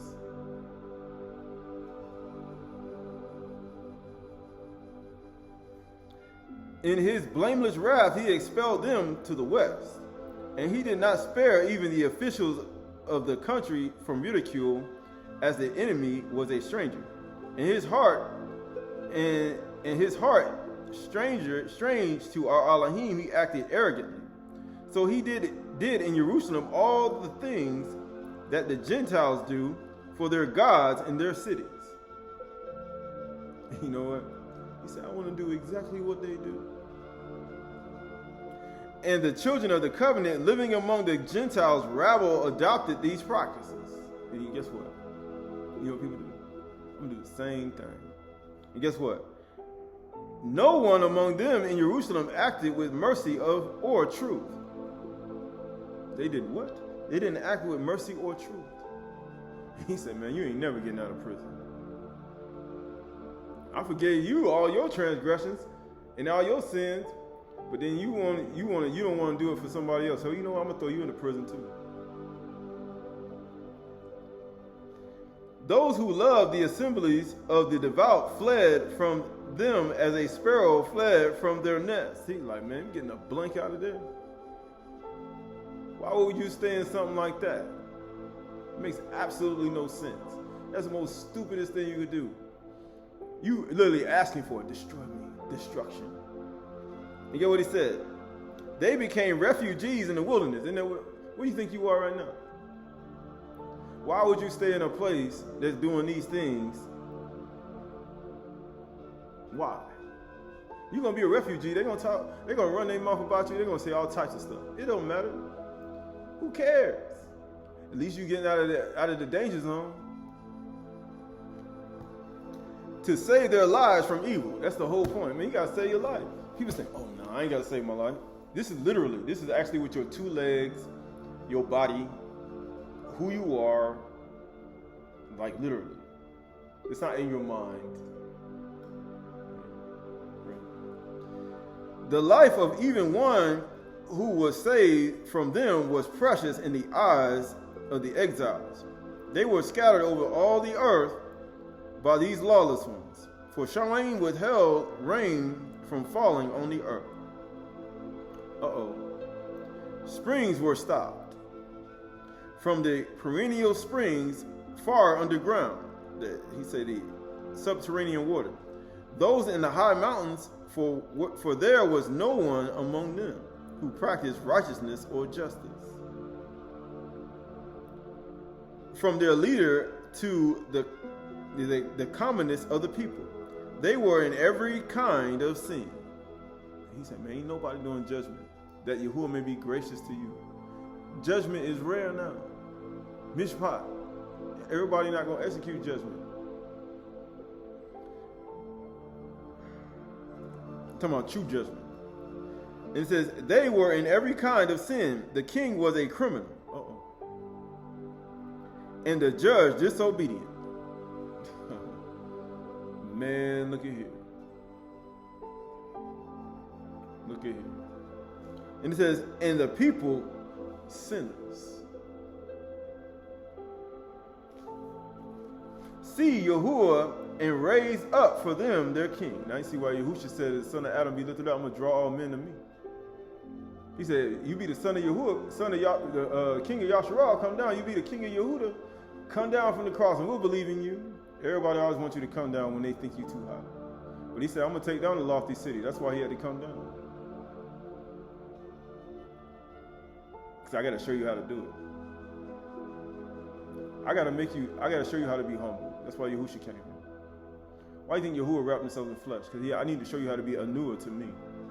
I need to show you how to be a new to me. It says, the son of David, it says, see, Yahuwah has raised up for them their king, the son of Dawid, to rule over your servant Yasharal in the time known to you, O Elohim.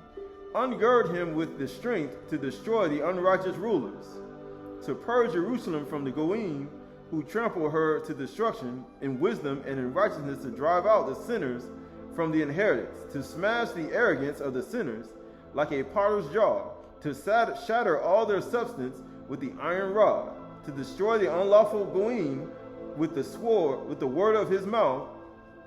At his warnings, the nations will flee from his presence. And guess what it says? And he will condemn sinners by the thoughts of their heart. Right? So you think about our thoughts. He said, that's how he's going to get you. He said, what do you think? Right? And he said, that's why he's going to get you, right?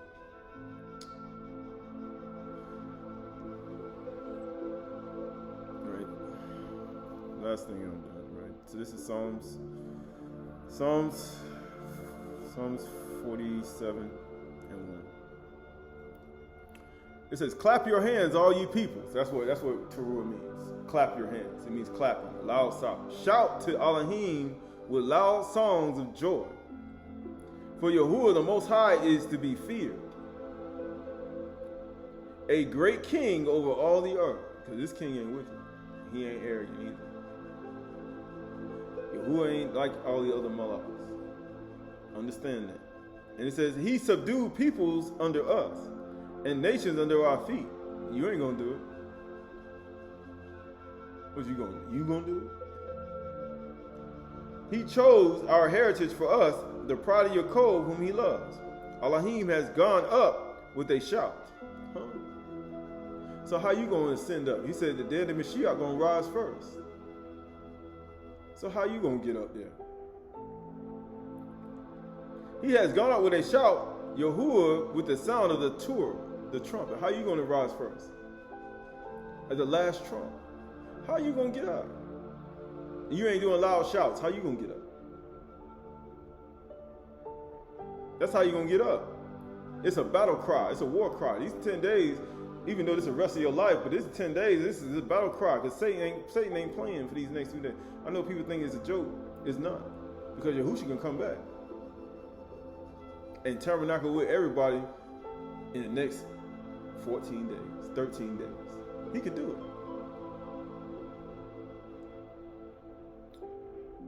It says, sing praises to Elohim, sing praises to our King, sing praises. For Elohim is the King of all the earth. Sing praises with a song. Elohim reigns over the nations, Goim. Elohim sits on his Kudash throne, his sapphire throne. The princes of the peoples gather as the peoples of Elohim of Abraham. For the shield of the earth belongs to Elohim, and he is highly exalted. Right? He said he highly exalted.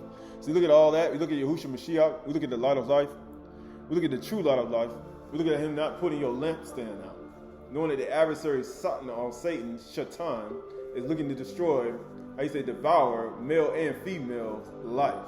Knowing that through this time, even these 10 days, but knowing that he said 10 days, he said you must be faithful unto death. But all these are a part of understanding how the adversary works. Just like we walk in this world, and we walk in, he said, some in darkness, as some do, but then you walk and you say you believe in the marvelous light. So we look at all the things in times past, we look at all the things that Yahuwah created, even all the other things. There's a lot more too. There's a whole bunch more. But all the things that Yahuwah created from the creatures in the sea, the Tahanim in the sea, and all the sea creatures in the ocean, and the birds of the earth. All these things exist in our existence, are in existence as it is today. Even as man has been confined to the lower nature and the lower thoughts. He said you look to be extended, your life to be extended, and to remove yourself out of the lower state to the higher state.